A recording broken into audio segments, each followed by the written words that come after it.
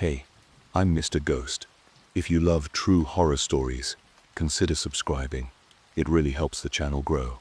The stories you'll hear are shared by our audience from Reddit, and to keep their original essence, I read them exactly as they were written. Before we begin, let me know in the comments, where in the world are you listening from?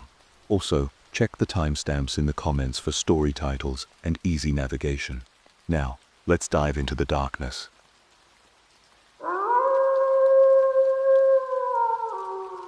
I work as a tribal correctional officer. There are 5 rules you must follow if you want to survive. As the title implies, I have spent the last decade of my life working in a tribal jail. When I first started, I was told 5 rules I had to follow to survive. These rules weren't for handling inmates or dealing with life as a CO. They were for how to survive the paranormal. I thought it was all bullshit and superstition. I could not have been more wrong. The first thing I noticed about this facility, it borders the start of a dense, ominous forest. When I arrived for my interview, I stepped out of my car and looked at the trees and hills behind the facility. It looked like they went on forever. The view was serene, and if I didn't know better, I would thought the buildings in front of me hosted retreats and camps. The razor wire, however, quickly ruined the illusion. After my interview, it took about 3 weeks before I got the call offering me the job. I came in for my orientation on a Wednesday.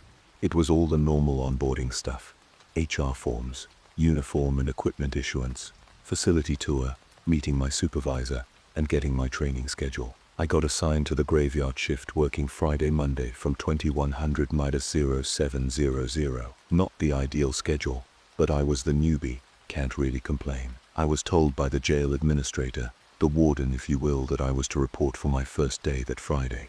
I walked into the briefing room at 20:30 on the dot and took my seat. "Hey, you the new guy?" A deep, gravelly voice from in front of me said. "Yeah, that's me," I said. I looked up to see a man standing in front of me. He looked like he was in his mid-20s, about 6 even and slim but well-built, wore a plain black hat, and had a nicely cropped beard. He looked at me with piercing green eyes, seemingly looking into my soul. "MJ," I said. "I don't care," he said. "Once you're here for more than a month, then I'll care to learn your name." He then turned around and sat down in the chair in front of me. I looked around to see everyone else just talking and joking with each other like nothing had happened. "What the fuck was that about?" I whispered. "Don't mind Will, he's just tired of losing rookies." A soft voice to my left said. When I looked over, I saw a woman sitting next to me. "Imval, it's your first day, right?" she asked, extending her hand for a handshake. "Jay," I said. I shook her hand. If I had to guess, I'd say she was in her early 40s. Val was slender, had long brown hair styled into a tight bun. "Yeah, it's my first day. I had my orientation on Wednesday." "What you do before this?" asked Val. "I worked security," I said. "Nice," said Val. "Have you worked graves before?" "Yeah, I actually was on graves before coming here, so hopefully the adjustment isn't too bad," I said. Val opened her mouth to reply, but cut herself off as we heard the door open and turned to see Corporal D walk in.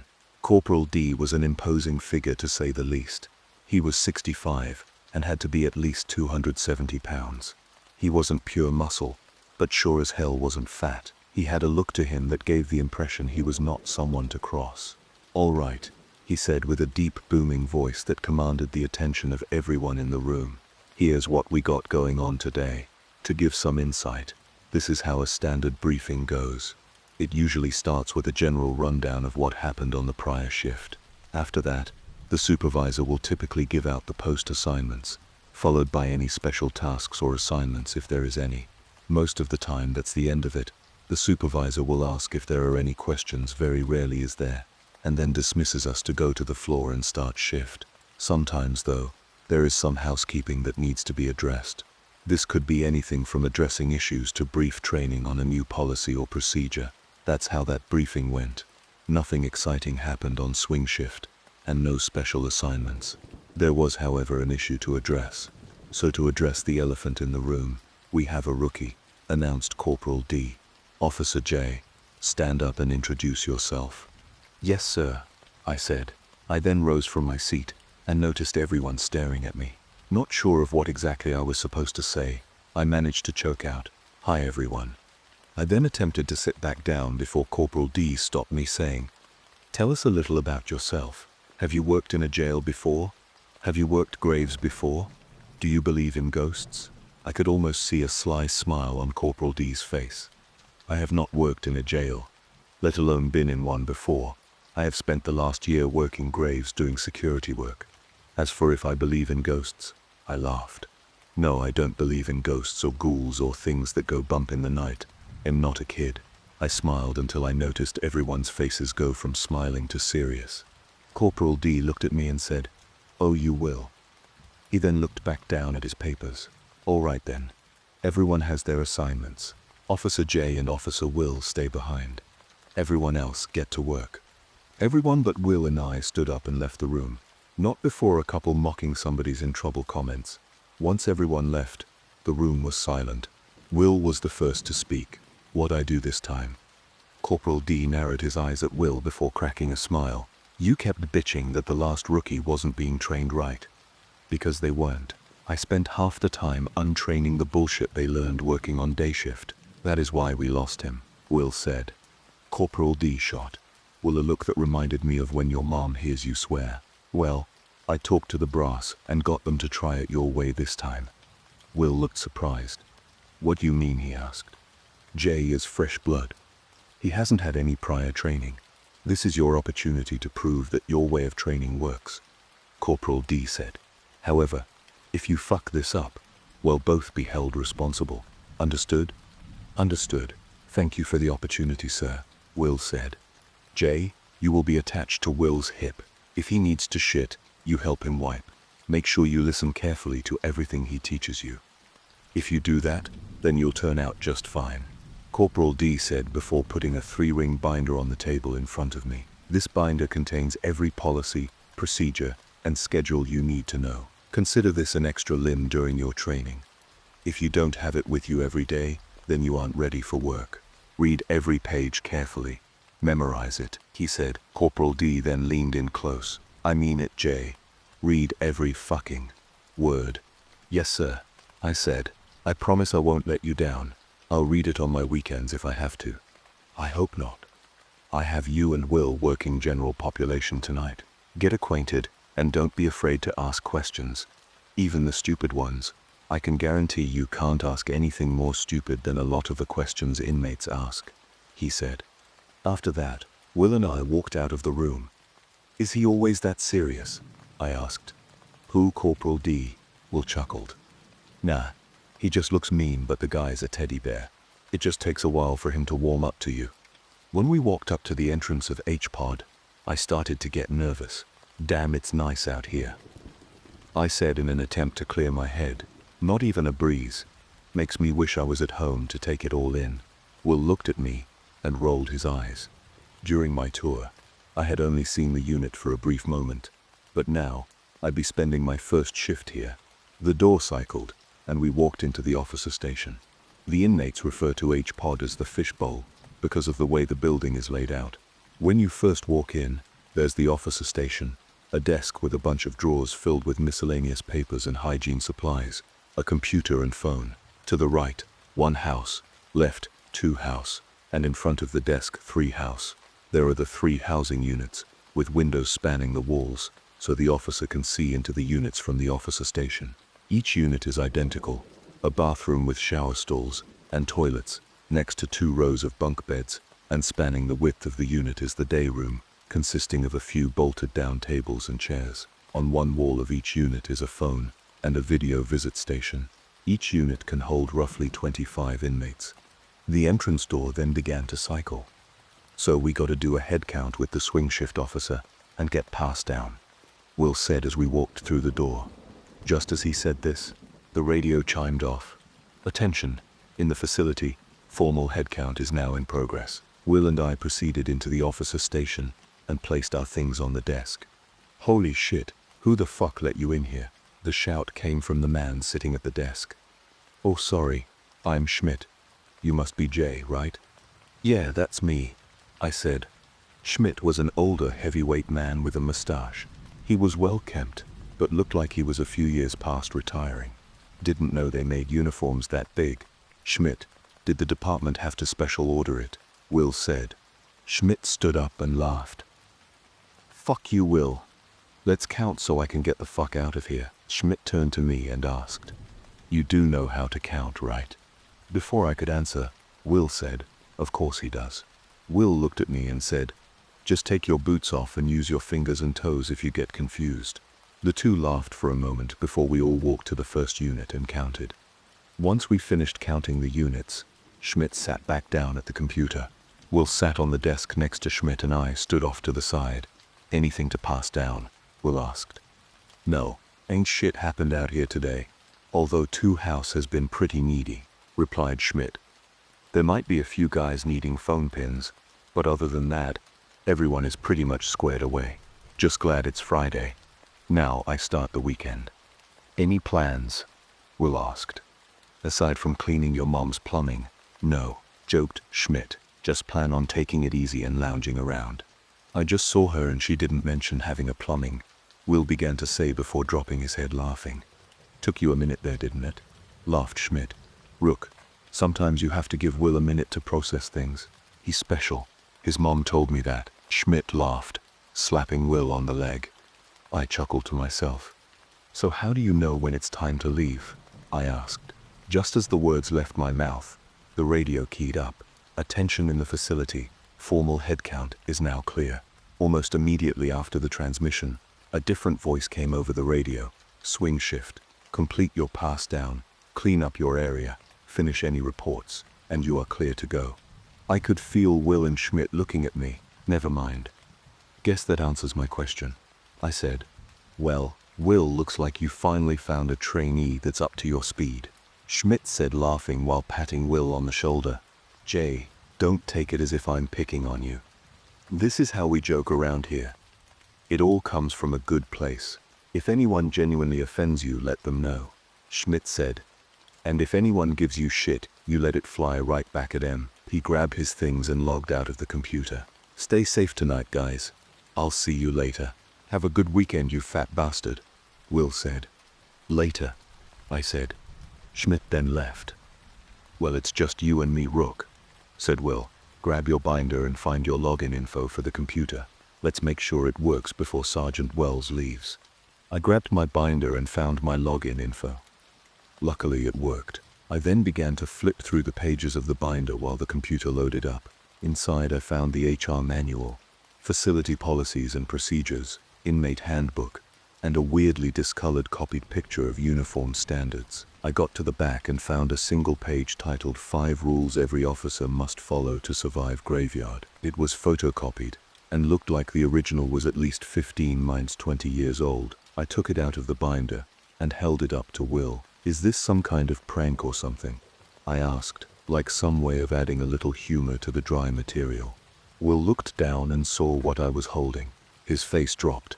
Oh, make no mistake, that is no joke. I will take care of the first check while you get settled, but I recommend you read those rules first. He stood up and walked towards one house, while Will did the cell check. I read the rules. Rule 1, don't whistle at night. Rule 2, take a partner when doing a perimeter check. When possible, if you must do it solo. Just look at the fence and walk as quickly as possible. If you must do it solo. Just look at the fence and walk as quickly as possible. Rule 3. If an inmate says they saw a shadow with nobody attached to it, acknowledge them, then move on, like nothing was said. If you see a shadow with nobody attached to it, just turn and walk away. Rule 4. If you hear your name but nobody is around, act like someone was there, and shrug it off like you just missed them walking away. If you hear someone talking to you after shrugging it off, do not follow the voice, especially if you are outside. Rule 5. If you see them and show fear, you are already a goner. Just go with them and don't try to bring anyone else with you. This has to be a fucking joke. There's no way it's not, I said. I set the paper down and leaned back in the chair. It's not a joke, and it is real, Will said as he walked by me. We'll talk more about it when I'm done with the check. Finish logging onto the computer. Will then opened the door of 2 house and walked inside. I finished setting up my profile and waited for Will. I looked over towards one house and looked into the window. I could see the light from the setting. Sun on the wall. Most of the inmates were already in bed. I heard the sound of someone tapping on the window behind me. "What's up?" I yelled before I turned around to see nobody there. I expected to see someone standing at the entrance door, waiting for it to cycle so they could come in. I expected Summoth. I brushed it off as a mixture of the wind and my senses being heightened after reading the rules. After another couple minutes, Will returned having completed the check. "Hey, you got logged in. Awesome. There's been too many times where rookies log in just didn't work. Usually it's from the sergeant fat fingering the keys and adding an extra character. Just pull up the logs and find the tab titled Cell Check. From there just type HPod Cell Check Complete and hit save," said Will. I did as he said, and we sat in silence for a moment. "So, are you going to explain how the rules aren't actually bullshit?" I asked. Will sighed and sat back on a chair he found in the storage closet. "Do you really not believe in the paranormal?" "No, I really don't. Every time I've heard anyone tell me a story of their experiences, it's always been explainable in one way or another." "Have you ever experienced anything you couldn't readily explain?" Will asked. "Honestly, no, I haven't. I've never seen a shadow moving on its own, or heard a disembodied voice, or heard something only to see nothing there. It's not like I'm closed off to the idea of it. I just haven't experienced anything that has definitively proven it to me, and I'm not about to go searching for it either," I explained. Will eyed me curiously. I could tell he was trying to read me, and I don't blame him. I was doing the same to him when he talked. "So you didn't hear the woman tapping on the entrance door window?" Will asked. "You mean when the wind, it must have blown something at the door, or something?" I said. "You know damn well there's no wind." Will said. "Wasn't it you who pointed out how there wasn't even a breeze earlier?" "Yeah, I said that, but it's been a while since we were out there," I said. I then turned to face the door and looked at the treetops in the distance. After a minute of staring at the trees and not seeing them move even in the slightest, I turned back to Will. "It could have been a random breeze that popped up and blew something." "Yeah, sure," Will said, a tinge of annoyance in his voice. He turned his chair to face me and leaned forward, looking me in the eyes. "Listen, I have been working here for about 3 years now. For the last year, I've been a trainer. In that time, I've had a hand in training about 10 rookies. Each one of them started on day shift and were sent to me after a month or two. You are the first I have gotten fresh. I will say this, one time, if you listen to me and follow what I teach you to the letter, you will survive." I could see a mixture of passion and pleading desperation in Will's eyes when he said that to me. "How many of the rookies you've trained are still here?" I asked. Will sat back in his chair and sighed. After a moment of silence, Will said, "About 5. 5? I yelled. "How the fuck did half of the rookies you've trained quit?" "I never said they quit," Will said. "Then what happened to them?" I asked. Will looked at the computer before saying, "They didn't follow the rules." Will's voice was solemn, and I could tell he wasn't telling me everything. "Listen, you aren't ready for those stories. It's your first night. We'll get into that later. For now, focus on learning the job, and when you are ready, I'll tell you. You can just drop this on me, and then tell me I's to not fed ready stet, and move on." I said. "To move on." I said. "How am I supposed to not make the same mistakes as those 5 if I don't know what they did?" Will scowled at me. His tone changed from helpful to serious. "All you need to know right now is that they didn't follow the rules." Will stood up and looked down at me. "Drop it. I'm serious. Learn the rules and follow them." He barked before turning and walking into the bathroom. "Yes, sir," I said as he walked away. I was curious about what happened, but knew better than to press it on my first day. As I sat at the desk, I could hear the sounds of snoring and toilets flushing in the units. I opened the binder and put the sheet with the 5 rules back in its place. I skimmed through the employee manual when I heard the bathroom door open. "Hey, Rook, it's time for a check."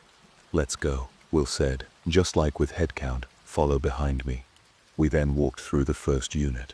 Once inside, I heard the door close behind me, and I quickly caught up with Will, who was a few feet in front. We walked down the aisles, and as we were going into the bathroom, I heard what sounded like the unit door cycling. I looked at Will, who shrugged and kept walking. When we went to exit the unit, the door was secured. We exited and finished the rest of the cell check. As the night went on, that's how it went. We'd do a cell check and sit back down and talk about the job. Will would explain how to do certain things and what he has found works for him and what he sees works for others. Sometime around 0500, Will sat back in his chair and looked at the ceiling. I think we've gone over enough work-related BS for the night. Why'd you take this job? Will said. Honestly, I said, I needed the money. Will laughed. At least you're honest. Most guys spout off some bullshit about helping the community or want to make a difference. Some of them really did mean it, but the majority of us just needed a job or needed to make more money. I was kind of taken aback. Here, I thought I took this job for selfish reasons and assumed everyone here wanted to be a part of the change.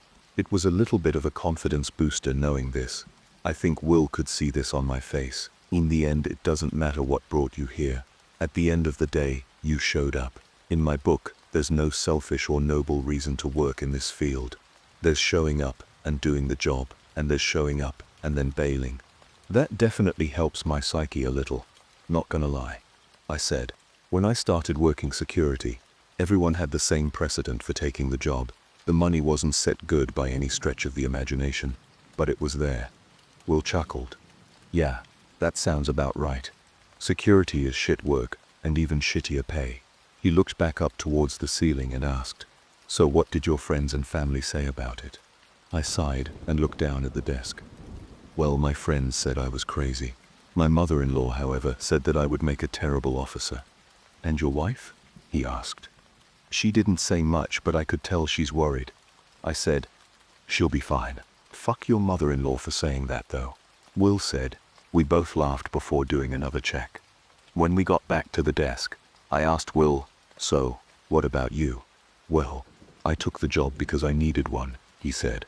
Why'd you stay? I asked. I stay because I fell in love with it. I love the people I've worked with. The pay ain't bad either, Will said, nudging me with his elbow. After about an hour, Will and I were sitting at the desk. While I was reading over the set of 5 rules, I heard a loud yell saying, "Help me," followed by incoherent screaming coming from outside. It sounded like a female voice. What the fuck was that? I said. You heard that too? Will asked. Hang on. Will reached for the phone and called control. Hey, are you guys having fun without us?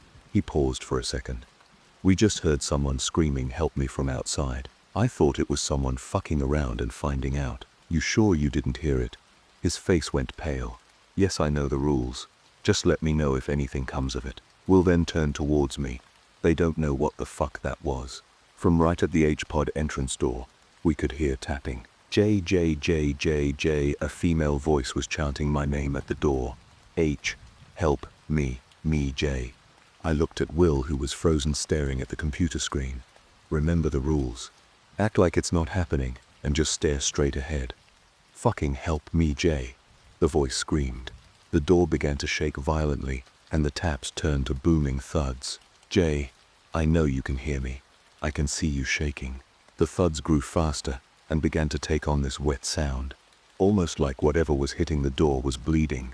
You fucking coward, Jay. They will eat your eyes and fuck the holes left behind. When she is done with you, you'll wish you went to hell. One more loud shrill scream came from the door before it was silent again. What? What was that? I said shakily. My whole body was trembling. Please tell me this is some kind of sick hazing tradition, I begged. Will shushed me and whispered, shut the fuck up. After what felt like eternity, but was only about 5 minutes, Will looked at me. His eyes were misty, and it sounded like I could almost hear him sniffle. Have you ever been here before? He asked. No.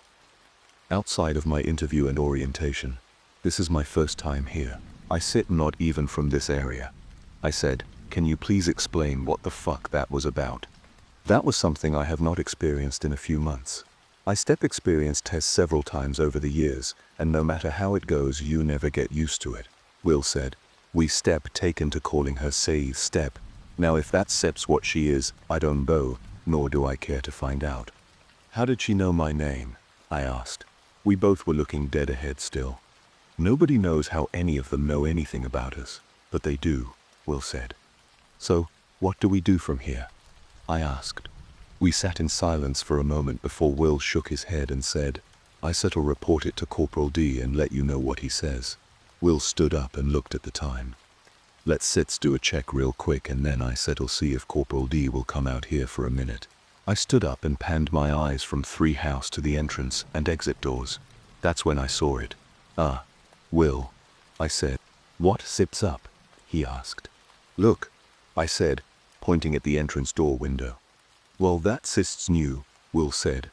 We both stared at the door and saw written in blood on the window the words Jay help me. Let's do this check real quick, Will said. The quicker we finish it, the quicker I can talk to D. There were only a couple of inmates up when we did our check in one house. Hey CO, can you tell that bitch outside to shut the fuck up? We trying to sleep in here, and she woke a few of us up, one inmate said. Yeah, the guys inside are dealing with it. Sorry man, caught us off guard too, Will said. You guys hear anything before the screaming?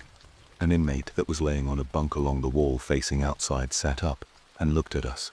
Yeah, I heard scratching on the wall for about 20 minutes or so before the yelling happened, he said. Anything else? I asked. Actually, yeah, the first inmate said. It looked like someone was looking in the window before we heard the scratching sounds. Will pointed at the window on the wall. That window? He asked. Yeah, the inmate replied. That window is at least 9 feet off the ground, Will said. The room went silent. Nobody said anything else after that. Will and I continued our check. None of the other units reported hearing anything. We returned to the desk and Will called Corporal D. Hey, Corporal, can you come out here for a minute? Got something you need to see, Will said. Right as he hung up the phone, we both looked at the door again. Holy shit, I said. The writing was gone. We both approached the door and looked at the glass of the window. No sign of it being cleaned off. I pointed out. Yeah, no sign of rain either. What the fuck, man, Will said. I could tell he was frustrated. He quickly returned to the desk and called Corporal D again. Hey, instead of coming out here right away, I need you to review cameras, Will requested. Yeah, the entrance door, between 0500 and 0520. Tell me if anyone approached it or cleaned the window. Hey Will, I said. I gave the window a further inspection. What I initially saw gave me the chills. The same layer of dust was on the window with no signs of anybody touching it at all, let alone signs of someone writing on it and then cleaning it off. What sips up, Jay? Will said. I turned to look at Will. When I made eye contact with him, his eyes went wide. Doesn't that look like? I froze when I saw his expression. What? Will didn't say a word, but pointed back at the window. When I turned back around, I saw it. What the actual fuck? There wasn't anyone on the other side of the door, but something was writing on the window. J was the first word finished. It took a minute, but we both watched as the words were written. J will die. When I looked closer, it was unmistakable. It was written in blood. Just then the phone rang. Will picked it up. Each pod, Officer Will. I walked back to the desk. Though I couldn't make out what the voice on the other end was saying, it sounded panicked. Will's face went pale. Understood. I'll let him know. He hung up the phone and looked back at the window. We haven't experienced this before. Unexplained. Knocks. Shadows moving. Disembodied voices. Sure, but this. Will paused. I haven't seen writing inside the fence before. What do you mean by inside the fence? I asked. Most of those rules are for when you are out on a perimeter check. I've seen my fair share of weird and unexplainable shit here. But nothing like this, Will said, not taking his eyes off of the window. He composed himself and looked back at me. So, a bit of bad news. I can promise you, nothing is worse than seeing your name written in blood 2 different times. I joked. Well, we are going to have to stay behind for a debrief with Corporal D, Will said. Just then I saw a flash of light come from outside the door. Once my eyes readjusted, I could see Corporal D standing there with a camera. Holy shit. I've heard stories from back in the day when this would happen, but they always said the evidence disappeared before they could collect evidence. Corporal D said while he was walking through the door, he pulled out a collection kit and took a sample of the blood. Hopefully this comes back with something. Maybe then we can get some answers. What do you mean, fences? Esters, I asked. Need to know basis, Rook, Will said. And trust me when I say, you probably don't sit want to know. Corporal D laughed. Will sits right, kid. If you need to know, you shall get an update. Corporal D walked up to the desk and saw I had the rules sitting on top of my binder. Ooh, good, you shall learning the rules. He looked at me with a grin. So, you still not believe in ghosts? I can confidently say, I am not sure at all anymore, I said smugly. Listen here, smartass. Corporal D said. Let this see if that opinion changes. He looked at Will now. I said I'm gonna steal your rookie for a little bit. Will looked at Corporal D, then at me, and said, sounds like a plan, sir.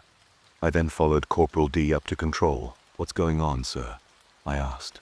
I grimaced as the words left my mouth, realizing I should just keep my mouth shut. You'll see, he replied. When we got to control, I could see the camera viewing H-Pod was up on one of the screens and it was paused at 0455.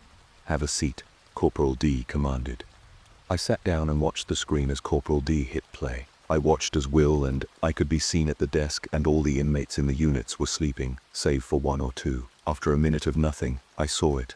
There was a dark shadow-like mist that formed just outside the wall to one house. It morphed into a humanoid form and appeared to climb the wall before seemingly peering into the window of one house. It then disappeared before reappearing outside the entrance door. What the fuck? I said. Just then, I could hear the screaming and yelling. The shadow appeared to slightly lose shape with each scream. The camera switched to the interior view. I could hear the tapping on the glass. It switched back to the view with the shadow. Then it happened. The door bowed with each bang. I watched as red blotches appeared on the glass of the window. Then, silence. I looked closely in disbelief. No fucking way. The shadow reached an arm up to the window and began to write. But from the camera, it was different. I could have sworn it wrote, "Jay, help me." But when I looked at the footage, it had changed. It said, "You could have stopped this, Will." The shadow disappeared right after the writing stopped. That's weird, I said, confused. What do you mean? Corporal D asked.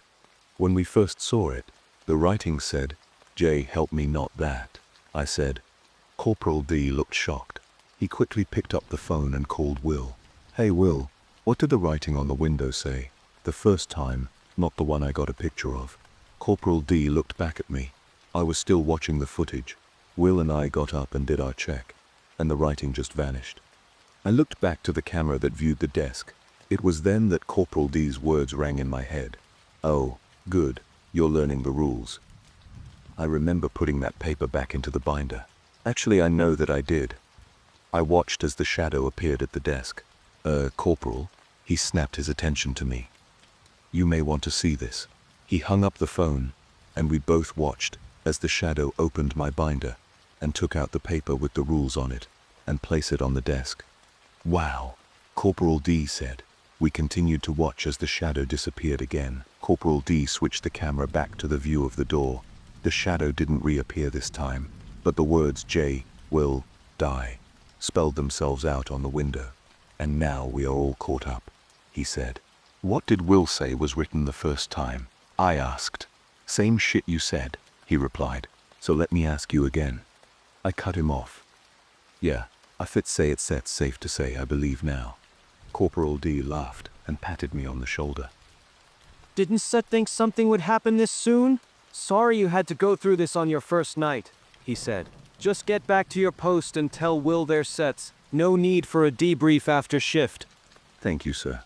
I will deliver the message, I said, standing up. As I walked out of the room, Corporal D told me, "Oh, and Jay, don't seat, quit on us now." Sir, I said with a smile. I quite literally can sit afford to, so I guess I better get used to this kind of shit. When I got back to H-Pod, Will was sitting at the desk. How'd it go? He asked. You definitely need to see that footage. I said, oh, I plan on it. Will laughed. Hey, when the daywalkers get here, we'll leave this out of our pass down. They don't understand, and I don't feel like explaining my sanity. I just nodded my head in agreement. The sun began to rise, and the day shift officer arrived, and we did head count. Once we finished telling him how nothing happened, we left. As we walked out of the facility, I couldn't shake this feeling that I was being followed. When I got into my car and looked out the windshield, I thought I saw a woman standing in the tree line, staring right at me. Remembering Rule 2, I turned my car on and drove home. About 3 months after my first shift, I was all trained up. I was posted as a roamer for my first solo shift. I say solo because I wasn't actually on my own. Technically, when you are posted as a roamer, you have a partner. When I was in training, I was always with Will, so technically I was his partner. This is because, as the rules state, you have to bring a partner with you whenever you do a perimeter check or go outside the fence line. My partner that night was Val. Outside of our brief interaction on my first night, I hadn't worked with Val all that much. She was nice and very helpful. We all joked that Val was the mom of the shift. When I got hurt, only minor scratches, after a fight with a drunk guy that was being booked in, she was the first one to yell at me for not going to see the nurse afterwards. I'm sure that if it wouldn't have gotten her in trouble, she would have dragged me by ear to the medical office. To Jay, "How are you liking the job so far?" she asked. We were walking in from briefing together, after getting our special assignment for the night. "Good. Aside from all the annoying questions the inmates ask, I think I'm starting to get it," I said. "I got a question for you." "What's up?" Val asked. So, Corporal Dare said that both Days and Swings reported outside calls coming in reporting a woman spotted in the woods just outside the perimeter. I said, "Is this something that happens often?" We stopped walking, and Val looked at me for a moment. "Kinda," she said. "We get calls about hikers, or hunters, or hell, sometimes groups of teenagers hanging out in the forest all the time. This isn't something too out of the ordinary." She sounded like she was choosing her words carefully. I looked at Val and could see something was bothering her. Corporal D had the two of us stay after everyone else. Our special assignment was that we had to do a perimeter check once an hour. Normally there's only 2 max 3 perimeter checks done per shift. Once at the start of the shift, and once towards the end of the shift. And if nothing is going on, once in the middle of the shift. That night we'd be doing 5 times as much as normal. The assignment didn't end with that. However, we technically have 4 perimeters.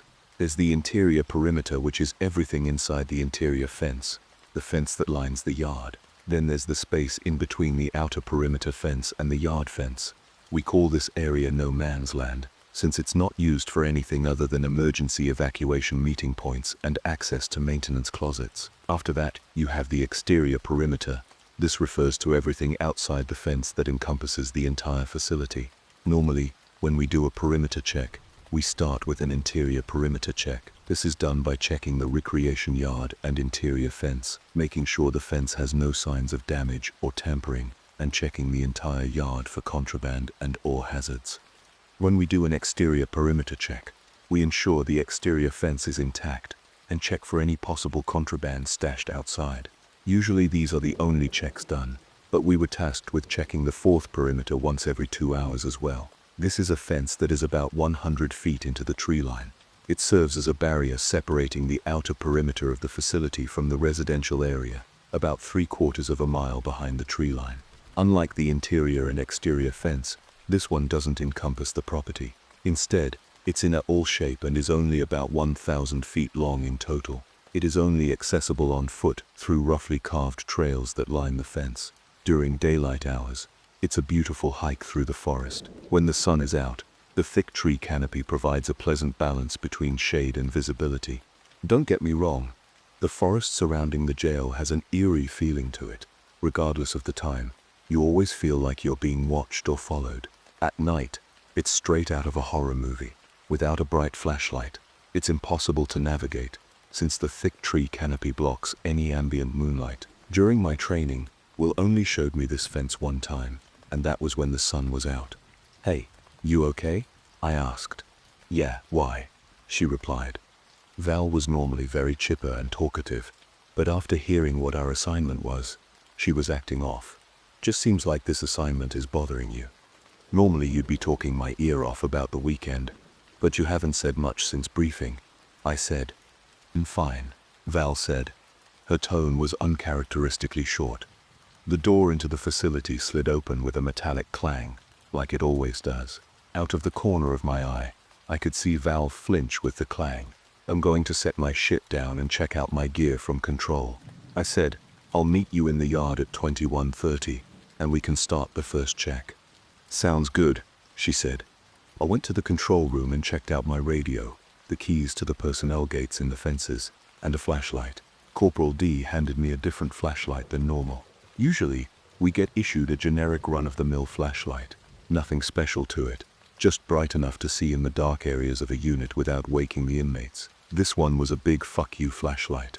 The bulb was at least 6 inches around, and it was about a foot long. On the side of it read 100,000 lumens LED in white lettering. "Whoa, this thing is fucking huge," I said.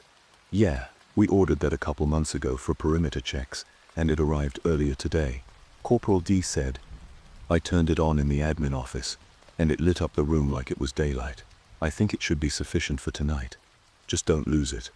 "Well, as long as it lights the way, it'll work," I said. "I'll let you know how it works when I get back from this check. Hell, if you got nothing going on later, maybe you'll join us for a check and see it in action." "We'll see," he said. I turned and walked out of the room. After I secured the control door behind me, I turned to see Will standing in the hallway. "Hey Will, what's up?" I asked. Will opened the door to the attorney visit room, a small room with no cameras for attorney-client privilege. Supervisors would pull you into this room to have unpleasant conversations. Officers, however, would use this room to talk without people eavesdropping. So, when Will motioned for me to step in the room with him, I knew something was wrong. "Jay, we need to talk," he said, making sure the door was closed. "You remember how on your first night, you asked me about the 5 rookies I lost?" he asked. "Yeah. I remember you telling me that I wasn't ready," I said. "Why?" "Val told me about your guy's assignment tonight, and what Corporal D reported sparked it," he said. "Before you start these checks, you need to know something." "What are you trying to say?" I asked. "You're ready, Jay," Will said. My demeanor changed from nervous to excited, and I smiled ear to ear. "Don't let it go to your head. This isn't a good thing, but it is something you need to know." My smile vanished. "Oh shit.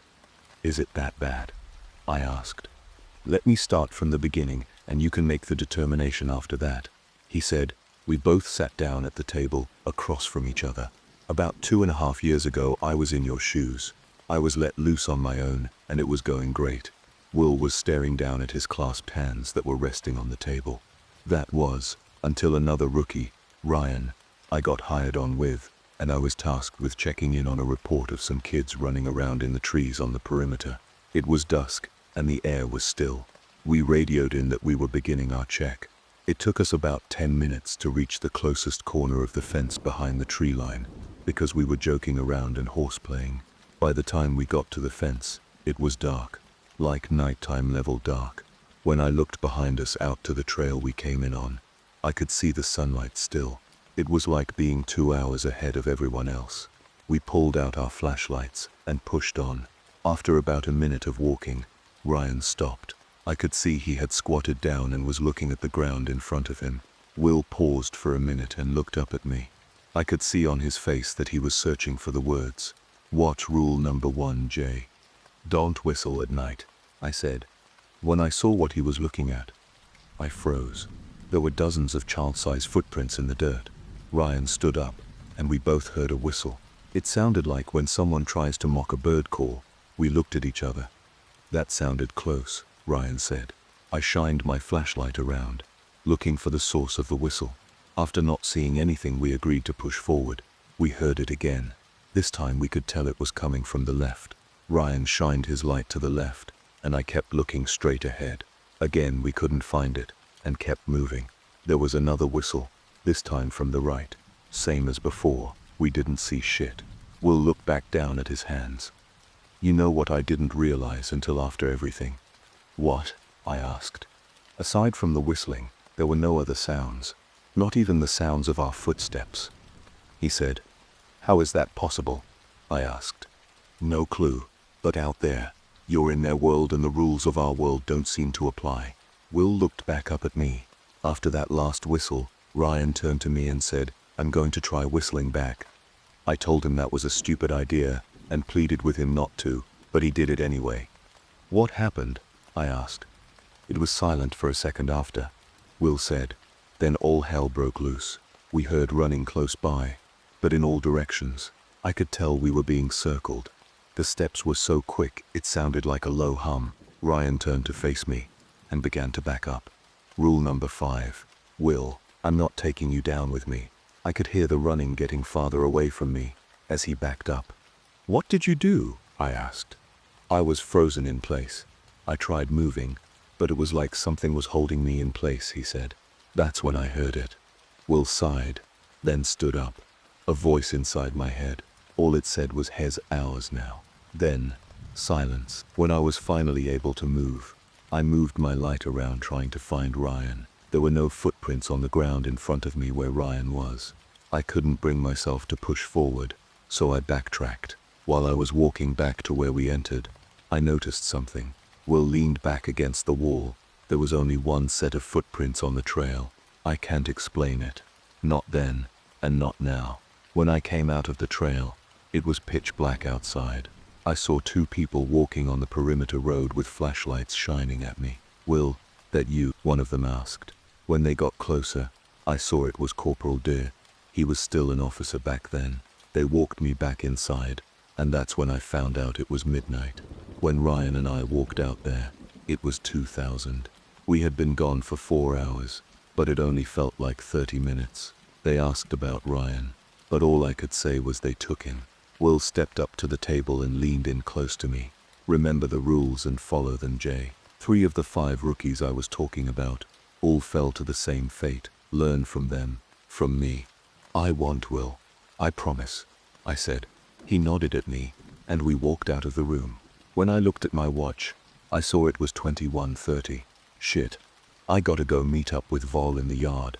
It's time for the first check. I split away from Will and began to walk out towards the yard. Stay safe. Let me know how it goes. If you come back, Will said with a smirk. When I got through the door leading out to the yard, Val was already checking the fence. Look who decided to show up, she yelled. I radioed to control that we were beginning the interior check and caught up with Val. Sorry, I was talking to Will, I said. We finished with the interior check, and I keyed into the personnel gate. So, he told you about Ryan, she asked. I swung the gate open, and we walked into no man's land. I called in the end of the first check, and the start of the second. Yeah, I whispered. You okay? She asked. I locked the gate back up, and we began to walk along the interior fence. I know it's a lot to take in, but don't let it get to your head. I need you on your shit tonight. I'm good. I promise, I said. I started to get this feeling of being watched the closer we got to the tree line. I turned on the flashlight and shined it at the exterior fence. Holy shit, Corporal D wasn't kidding. This thing is like having sunlight in your hand. No kidding, it's almost too bright, she said. Val was right. When I pointed the light at the chain link fence, it reflected off the metal almost to the point of not being able to see past the fence. We walked in silence for a couple minutes before I was frozen in my tracks. I heard what almost sounded like whispering coming from just beyond the fence. Did you say something? I asked. No, why? Asked Val. She stopped a few steps ahead of me before turning around. Could've sworn I heard someone talking, I said. Let's keep going. Yeah, the quicker we can get back inside, the better. I'll keep an ear out, she said. While we were walking, I could hear the wind blowing through the trees and crickets chirping in the bushes. Once we finished the second check and walked through the last gate and out the exterior fence, all the sounds vanished. It was like walking through a portal. I radioed control that we were starting the final 2 checks, and we started walking. After about 2 minutes of silence, I looked at Val. You hear that? No. What are you? She stopped herself mid-sentence. What the fuck? Yeah, I know. When we stopped walking, I noticed that we had finished the exterior check. I know this is probably the last thing you want to hear, but all we have left is the back fence. I looked at my watch to make note of the time. It was 21:45. I turned my flashlight to the tree line, and about 15 feet in front of us was the trailhead. Fuck it. I sighed before radioing to control that we were entering the trail. Let's get this over with, she said. We entered the trailhead, and I kept the light pointing straight ahead. Even with how bright the light seemed outside the trail, we could only see about 10 feet in front of us. It was like there was a black sheet being held up at the end of the beam. As we walked along the trail, my eyes kept panning to the ground, looking out for the little footprints Will told me about, but there was nothing there. "What's that?" I said as I saw an orange landscaping flag on the ground. Written on the flag was confirmation code 36021. I had Valve write down the code. "Let's leave this here. Something tells me taking anything from here is a bad idea." No argument here. Wonder why it's here though. "I've been through here a bunch of times and have never seen it before," Val said. "Looks fairly new. I'll ask Dee about it when we get back." We continued walking until we popped out of the trees at the other end of the trail about 20 minutes later. "Well, that was uneventful," I said. "Don't get cocky. We still have more of those checks ahead of us." Val said, "What time is it?" I looked at my watch. "Strange," I said. "My watch says 21:45. How is that possible?" Val asked. "We were walking for at least a half hour. I radioed control that we were done with the final check and that we were heading back in." Val, switch to channel 3 on your radios." Corporal D's voice came through. I looked at Val, shrugged, and we both turned our radios to channel 3. Radio check," I said. "Val radio check," she said. "Good copy on both," Corporal D replied. "You guys actually need to do your check." "Corporal, we did. We've been walking for like half an hour." "There's no way. Jay just radioed saying you just got to the trailhead. I know you might not want to be out there, but..." Corporal D cut himself off. "If you aren't lying, do you have anything to report?" "Yes, sir. I found an orange landscaping flag," I said. "An orange landscaping flag?" he asked. "Anything special about it? We have contractors that leave them behind all the time." Written on it was confirmation code 36021, I replied. There was a long pause before the radio keyed up again. "Go back to channel 1 and meet me in control," Corporal D said. We switched out radios back and checked in with control before heading back into the facility. When we got to control, Corporal D was sitting at his desk. "I need to know exactly what happened on that trail." We entered the trailhead and just kept walking. About halfway through I saw the flag and had Val write down the number. We walked for another 10, most to 15 minutes before we exited the other end of the trail. I said. Corporal D paused for a moment, and there was nothing else to report. No strange sounds, or anything out of place. "No, we didn't see anything, and it was dead silent. That was the only weird thing," Val said. "There was no ambient noise at all. Only thing I heard was our footsteps." "And you, Jay?" he asked. "Same. Aside from the flag, I didn't see or hear anything," I replied. "Okay. Well, you got another check coming up here soon. Luckily for you, it's only the exterior check," Corporal D said. "Since the report was about the forest, you don't need to worry about either of the interior checks the rest of the night." When the recording started, a female voice could be heard whispering, "It will return. It will return." It was clear, by the cadence the voice spoke with. The voice was saying each word separately, and not as one sentence. The voice grew louder. "It will return." A male voice could be heard joining the other voice. They spoke louder. "It will return." Speaking at a normal speaking level, the male voice continued alone. "It will return." It kept repeating the same thing as the female voice spoke. "Jay will die." Both voices grew louder. "Jay will die." The male voice still chanting, "It will return." As the two voices chanted their respective phrases, a familiar voice spoke. "Rule number 5, Will. In not taking you down with me." All three voices stopped.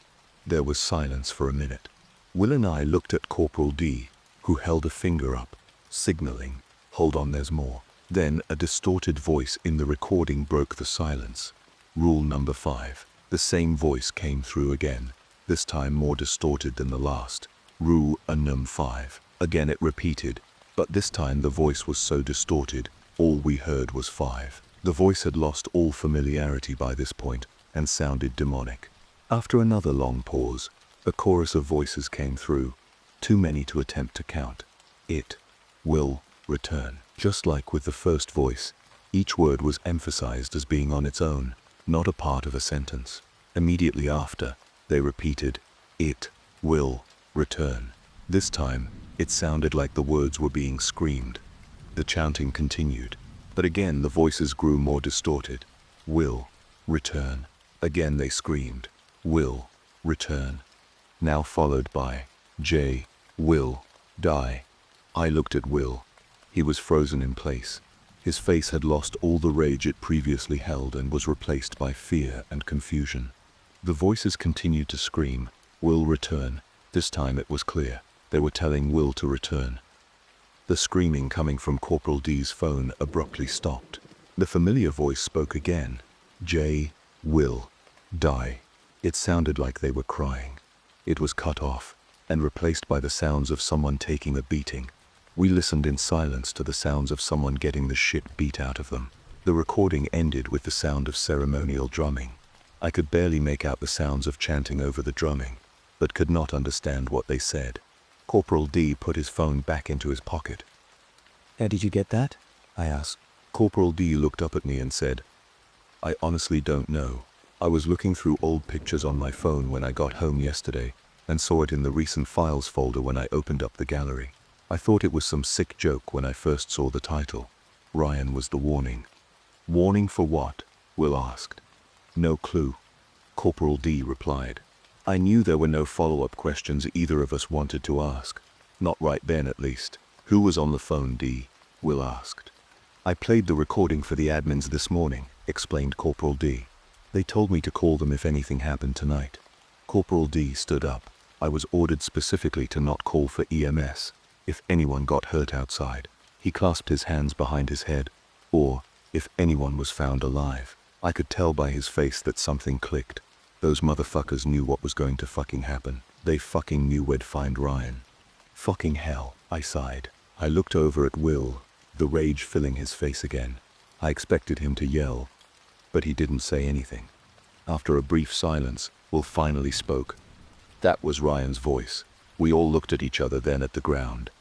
We stood there in silence for what seemed like an eternity, digesting what we had just heard. I broke the silence. How long does it feel like it's been since we started the check? Meaning before we found Ryan too. Dunno. Maybe 45 minutes, Will said. Feels like we've walked at least a mile too. My guess would be, maybe, 2 miles minimum.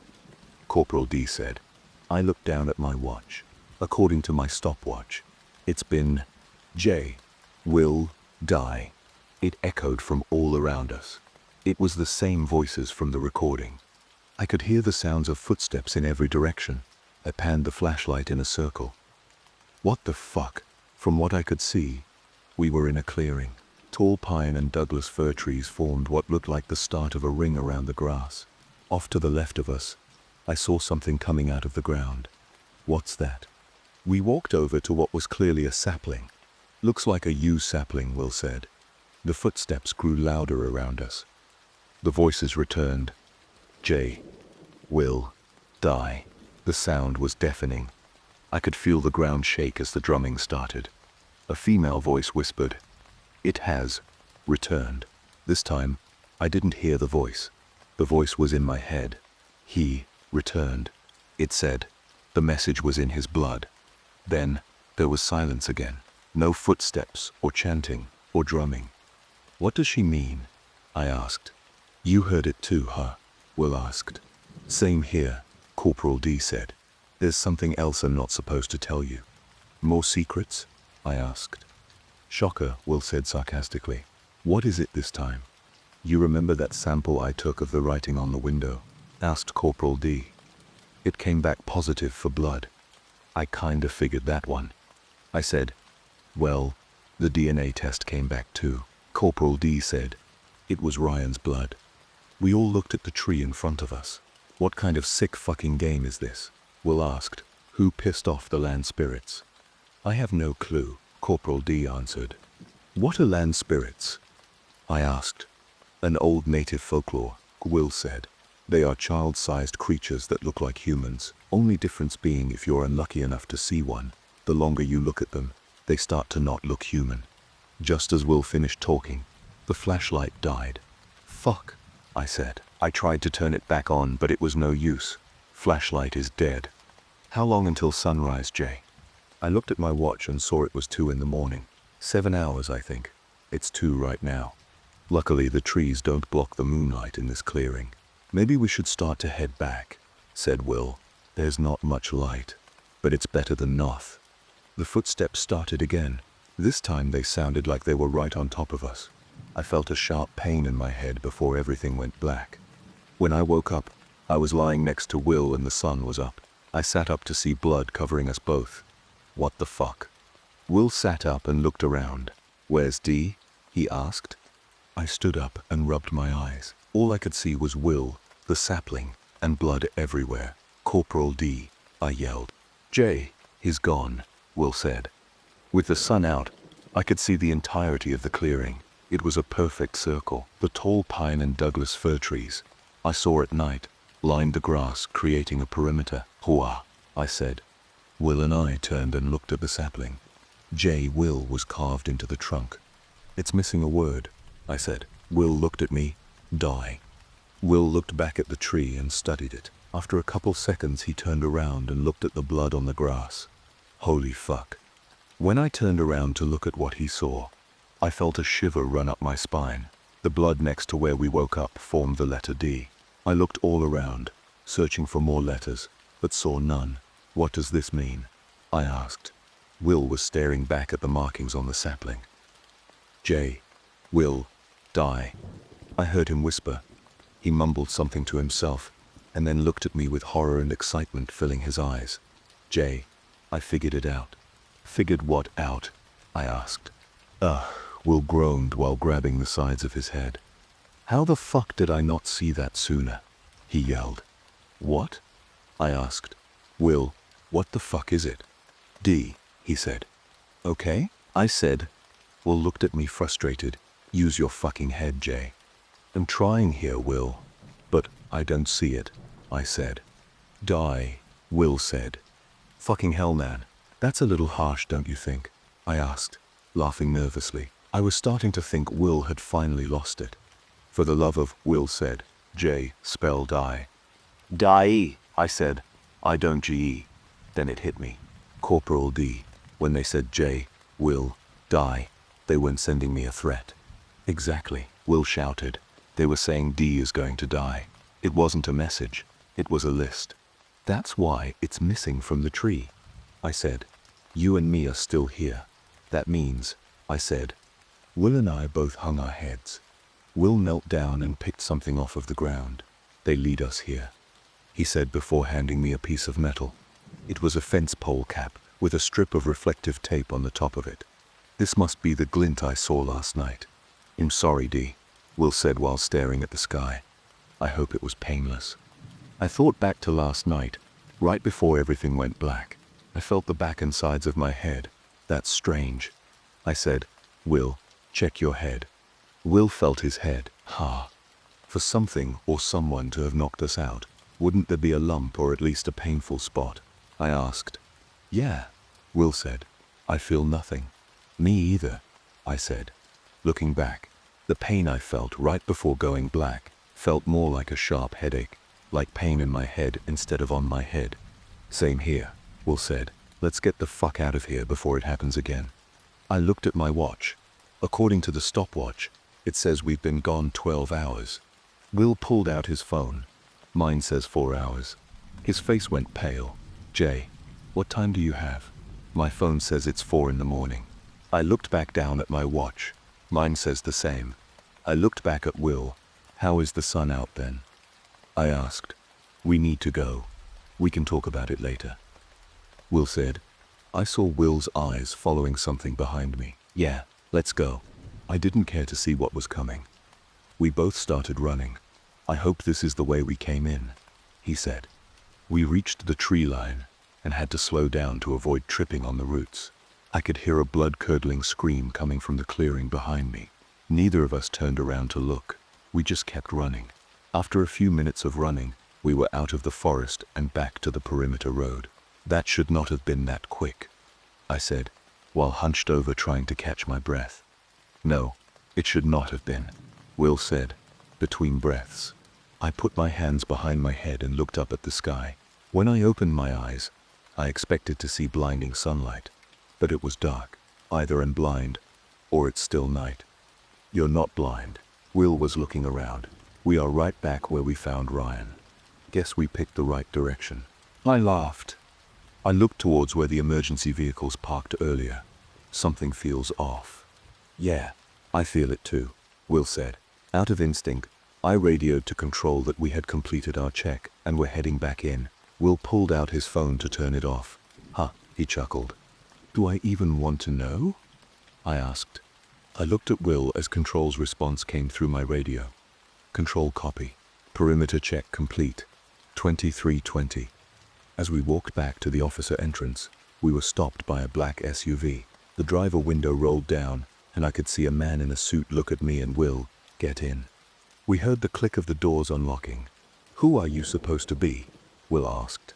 The man pulled out his wallet and flashed us his ID and badge. DHS, Supernatural Investigations. Agent Hill, he said. Will and I looked at each other. Let's not keep him waiting.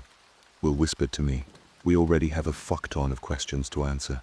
Don't feel like getting thrown in cuffs while they ask. Will opened the door and we got inside. The driver rolled his window back up and locked the doors before driving off. We've got a long drive, and you guys have been through it tonight. Get some sleep. I felt like I was having a panic attack. When I looked at Will, he seemed calm. You been through this before?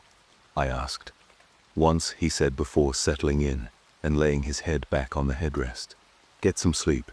It'll be okay. I looked out the window and looked at the night sky. After a while, I fell asleep. Sounds good. Val said. Sir, why was that flag there? I asked. I put that there about a month ago. Got word that one of the day shift guys was being accused of falsifying his early morning checks, he explained. If an officer takes too long for the check or finishes it too quickly, the code lets the supervisor on duty know if the check was legit or not. Does this happen often? I asked. It started to become a frequent thing about 3 months ago, he said. Corporal D turned around. Taking the hint that the conversation was over, I turned around and started to leave control. Let me know if you need anything else, I said. When I walked into the hallway outside of control, I saw Val talking to Will. Jay, you good? Will asked. A little weirded out, but overall, I'm good, I said. Jay, are you sure? Val asked. You seemed shook up when you were talking to D. Val was back to her normal self and was now in mom mode. Yeah, I'm just trying to figure out what's with all the secrecy, I said. Will put his hand on my shoulder. Some things are better unknown. If it was important for you to know, they'd tell you. Do you know? I asked. Some of it, but they compartmentalize a lot of it. Will patted me on the back and shot me a smile. Don't think about it too much. You got a long night ahead of you. Yeah, guess you're right, I said. I looked at the time and it was already time for the next check. Val, it's time. Val gave me a nod and turned back towards Will. See you on the other side, she said. Stay safe, he said. I gave Will a fist bump. Well, try. With that, Val and I walked outside. You want to call it in? Yeah, I got it, Val said. She pulled out her radio and notified control that the check was starting. Check your watch. Make sure it's working. We both checked our watches. I got 22:15. You? I asked. Same, she said. Well, let's get to it. We started walking. Ozzy turned on the flashlight. I checked the battery indicator. Damn, this thing has one hell of a battery. It's got this little screen that shows how long the battery will last, and it changes based on the brightness selected. I held up the flashlight to show Val. Says at full brightness, it should last us about 4 hours. Well, that's good, she said. We took the first corner and walked along the fence. As I was panning the flashlight from the fence to the trees, I thought I saw movement about 250 feet ahead, behind some bushes. Hang on, did you see that? I asked. Val stopped next to me and looked where I was shining the light. Must have been a deer. Well, we're heading that way. I didn't get a good look at whatever it was, I said. When we got to where the bushes, I saw movement behind. I stopped and looked around.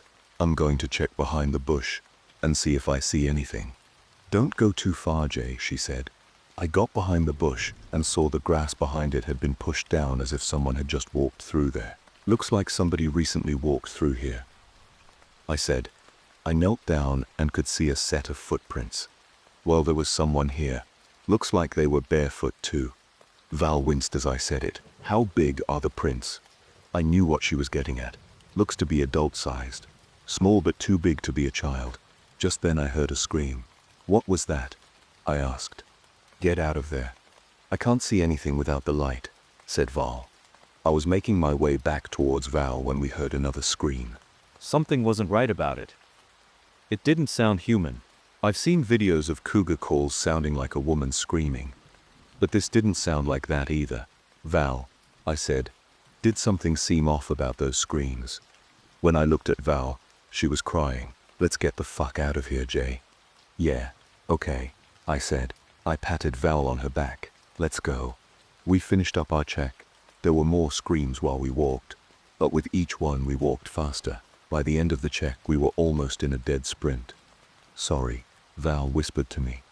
Don't be, I said. I radioed to control that we had finished the check and were coming back inside. Are you okay? I asked. When we came in, we walked through the officers' wing. This was the side of the facility that had some admin offices. The break room, workout area, nothing fancy, just some dumbbells and one of those workout machines you would normally see in a hotel gym. Briefing room, conference room, and 2 locker rooms. 1 male, 1 female. It'll be fine, she said. I just need a minute. Val walked into the women's locker room and I walked back into the facility. Right as the door closed behind me, Will was already walking towards me. Where's Val? He asked. In the locker room, crying, I said. I was interrupted by Officer Smith, an immature asshole who needs no further description. What? You show her your dick out there? He laughed. I'd cry too. Smith, shut the fuck up. Will barked. Geez, was just fucking around, Smith said. Thankfully he walked off. Maybe it was Will's face turning red, a key sign that he is royally pissed. Or maybe it was my please let today be the day look. But he was gone. Fuck that asshole, I said. As I was saying, it was a rough check. Yeah, I could hear the screaming when I stepped outside for some air, Will said. My eyes widened. You heard it? I asked. I counted 5. Were there more? He asked. Yeah, about 10 in total, I said. Anything sound weird about them to you? Uh-huh, Will nodded. Haven't heard anything like it before. Definitely not human. Didn't sound like any animal I've ever heard either. It almost sounded like something trying to mimic someone screaming, I said. Will looked at me with wide eyes, like I had found the missing piece of the puzzle. What? Like when we heard that woman screaming your name a couple months back, he asked. Then it clicked. It was the same scream we heard right before my name. Holy shit, I said. I need to. Just then, Val walked up to us. Need to what? She asked. Go back out, I answered. Whatever made that scream is the same thing that scared the shit out of me on my first night. Val looked at Will. Can you go with him? I can't go back out there. If the corporal approves it, Will said. You okay, Val? I asked. Val looked at the ground for a moment, then at me. Yeah, I'm good now. I just can't go back out there. Jay, Val, come here. I heard from behind me. I turned around to see Corporal D standing in the hallway. Val and I looked at each other, then at Will. Will shrugged and walked away. What happened out there? Asked Corporal D. Everything was fine until I thought I saw movement behind a bush, I answered. When I checked it out, I saw adult-sized footprints. Then we heard screaming but could not find the source. Yeah, I heard it too. Was I seeing things? Or were you two in almost a dead sprint towards the last stretch of the perimeter? He asked. We were, Val said. I told Jay we needed to leave, and we started walking. That was until we heard more screaming. Jay looked around, but each scream seemed to come from a different direction. That's when we started running. I didn't even think of it until then, but she was right. Each scream after the first came from a different direction. You guys okay? He asked. We both nodded yes, and Corporal D paused for a moment. Good. You guys have a few before the next check. Val looked at her watch, and her jaw dropped. Jay, what time do you have? She asked. 22:45. I answered. Then, it hit me. We had been gone for over 30 minutes. Corporal, what time do you have? I asked. Corporal D looked confused and checked his phone. 22:45. Same as you. Why? Why? I could see on his face that, right after the words left his mouth, it clicked for him too. Fucking hell. How long do you guys think you were gone? I looked at Val. She looked like she was going to faint. I don't know, maybe 10 minutes at the longest, I said. Corporal D looked at Val. You need to sit down? He asked. You look like you're gonna pass out. Val shook her head. No, I'm fine. Just a little shocked. Understandable, he said. I don't know why, but time is acting weird out there. You mind if I take Will with me on this next check? I asked. Val shot me a look that I'm sure she wished would kill me. I don't care. Corporal D said. As long as there's 2 of you going. Thank you, sir, I said. He'll let him know. Corporal D turned and walked away. Sounds good. Be safe. Once he was gone, I looked at Val. Sorry. I know you wanted to be the one to ask. I panicked after the whole time issue. There's an unspoken rule at my facility. If you or your partner want to switch tasks or posts with another officer, the officer that initiated the request is the one who asks. So for me to ask on Val's behalf, especially as a rookie, could be taken as disrespect. I wasn't trying to disrespect you. It's fine, Jay, she said softly. I know you didn't mean anything by it. Val punched me on the shoulder. Besides, I already called him before I walked back here. She smirked at me and walked towards intake. Be careful out there, she said, looking over her shoulder as she walked away. Just then, Will walked up to me. You ready? Yeah, let's go, I said. I notified control, then Will and I walked outside. What time you got? I asked. Will pulled out his phone. I looked at him with wide eyes. We aren't allowed to have our personal cell phones on us while on duty. I wouldn't snitch on Will for something so minor compared to what we were dealing with outside. You know I wouldn't say anything. Now I can slip you shit for it, I said. I got 22:50, he said. I watched as he turned the stopwatch feature on. Does your watch have a stopwatch? Yeah, I got 22:50 as well, I said. I turned on my stopwatch. You ready? Ready as I'll ever be, he said. I checked the battery of the flashlight. All right, battery says it's got about 3.5 hours. Will nodded, and we started walking. As we rounded the first corner, Will stopped. Hey, shine the light over there. He was pointing to the right, at the tree line. I did but didn't see anything. What's up? I asked. Thought I heard something, he said. Maybe I'm just paranoid. Maybe, I said. Keep it up and I'll have to throw you in with the rest of the crazies. I gave him a nudge on his shoulder. Let's keep going. Ha ha ha. Very funny, Jay, he said sarcastically. Just keep an ear out. We walked for another 20 feet before I saw something lying on the road up ahead. What is that? I asked. Once we got within 10 feet of it, we both froze. No, no, no, no. There's no way, Will whispered. Ryan. I grabbed Will by the back of his vest when I saw he was beginning to run towards the figure laying in the road. Will, stop, I said firmly. We don't know it's actually him. Fuck, he screamed. Will was breathing heavily, and I could see he was tearing up. Just then the figure started to move. What the fuck, man, Will said. We began to inch closer, and I could see the figure better. There was no mistaking the uniform hanging off the sunken frame of the body lying there. Call it in, I said. Will reached for his radio, but as he was putting it to his face, the figure spoke. "As help, as help, as help, as help, as help." I heard Will drop his radio. Will. When it reached its arm up in a plea, I saw the nameplate on the torn-up vest it wore. It read Ryan. Puh. There was no mistaking it now. This was Ryan. Fucking how? I whispered.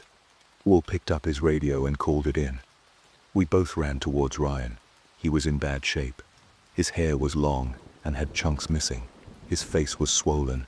He had deep cuts that were infected and oozed a viscous white and green liquid all over his cheeks. Though his face was swollen, his eyes were sunken in. He was missing teeth, and what teeth he did have were black and jagged. He looked extremely malnourished. The skin on his arms was sunken in, revealing more bone than muscle. If it wasn't for the jumpsuit he wore, his pants would be falling off. I've seen pictures of him from before he went missing. The Ryan that Will knew was well built. He had neatly cut hair. He styled a high and tight haircut and was clean shaven. The figure in front of Will and I was not the Ryan everyone knew. Corporal D arrived a couple minutes later, and upon seeing Ryan's condition, promptly vomited into a bush. "Holy shit, is that? We'll cut him off." "It's fucking Ryan. Get a fucking medic now," he shouted. Corporal D hurriedly pulled his phone out, almost dropping it, and made a call. I couldn't hear what he was saying, partly because I was paying more attention to Will and Ryan, but it didn't sound like he was on the phone with 911. "Will, what's going on? I don't think D is getting EMS. Sounds like he's talking to someone about Ryan," I whispered. This seemed to draw Will's attention away from Ryan. "I don't know." He was looking at Corporal D and, knowing Will, was studying his body language. "You see that, right?" he asked. I looked at Corporal D and watched him for a minute. He was pacing back and forth with his phone held up to his ear. "Seems normal to me," I said. Then I saw what Will was talking about. Every few steps, he would peer over at us, but rather than showing concern, it looked more like he was suspiciously monitoring us. "What the fuck is he doing?" "Not sure, but something isn't sitting right," Will said before turning his attention back towards Ryan. After about 10 minutes, an ambulance and a fire engine arrived and rushed Ryan onto a gurney. They hooked him up to an EKG machine, as well as an oxygen mask. I was standing with Will next to the gurney when we heard Ryan speak. "He'll be okay," he said through labored breaths. "Come see me in the hospital." Corporal D handed his phone to the paramedic on the other side of the gurney from us. He put it to his ear, and after a moment I saw his eyes widen before looking at Corporal D. "Bring him to," Ryan said, shakily lifting his hand to point at me. Just then, the paramedics pushed Will and I back before they strapped Ryan down to the gurney with soft restraints, the ones that attached to the rails. Ryan looked at us. I could see the surprise and fear in his eyes. "What are you doing?" Will asked in surprise. Corporal D looked at me, and I could see the worried look on his face. "Who was that on the phone?" I yelled. He walked up to me and said, "Jay, not now." As Ryan was loaded up into the ambulance, Will tried to get in, but Corporal D wouldn't let him. After the doors closed, I could see one of the paramedics loading up a syringe. The lights and sirens kicked on, and the ambulance left. A couple of the firefighters were picking up some equipment off the ground while they were getting back into the engine. I haven't seen them use a sedative like that for a while, I heard one say to the other as they walked back to the rig. The three of us watched as the fire engine drove off. After the lights disappeared in the distance, I heard footsteps coming from the forest behind us. "You hear that?" I asked. We all turned around and I shined the flashlight towards the trees. "I didn't." "What did you hear?" asked Corporal D. "Footsteps," I replied. Will growled. Will and I looked at each other. "Outer fence?" I asked. "Outer fence," Will said. "Let's go," said Corporal D. We started walking, and immediately after stepping off of the perimeter road and onto the grass, silence. I could see Will's mouth moving, but I couldn't hear anything. I motioned to my ear and shook my head to signal to them that I couldn't hear anything. Corporal D motioned us to keep moving. As we walked closer to the trailhead, I could see the reflection of the fence about 20 feet in front of us. After about 30 seconds of walking, I noticed the reflection never got any closer. Then my ears popped. "Ow, that fucking hurt," I said. I stopped walking. Will stopped shortly after. "Fuck, that stings." Almost immediately after Will, Corporal D stopped. "Shit," he yelled. We all looked at each other. "Where's the fence?" Will asked. I turned the flashlight back to where we were walking to. I swear the reflection from the fence was just there. Even with the flashlight, I couldn't see more than a few feet in front of me. "That's new," Will said. After panning the flashlight around, I saw a glint up ahead. "There it is. Let's go," I said. We started walking again. Out of the corner of my eye, I saw Will turn around. "You hear that?" he asked.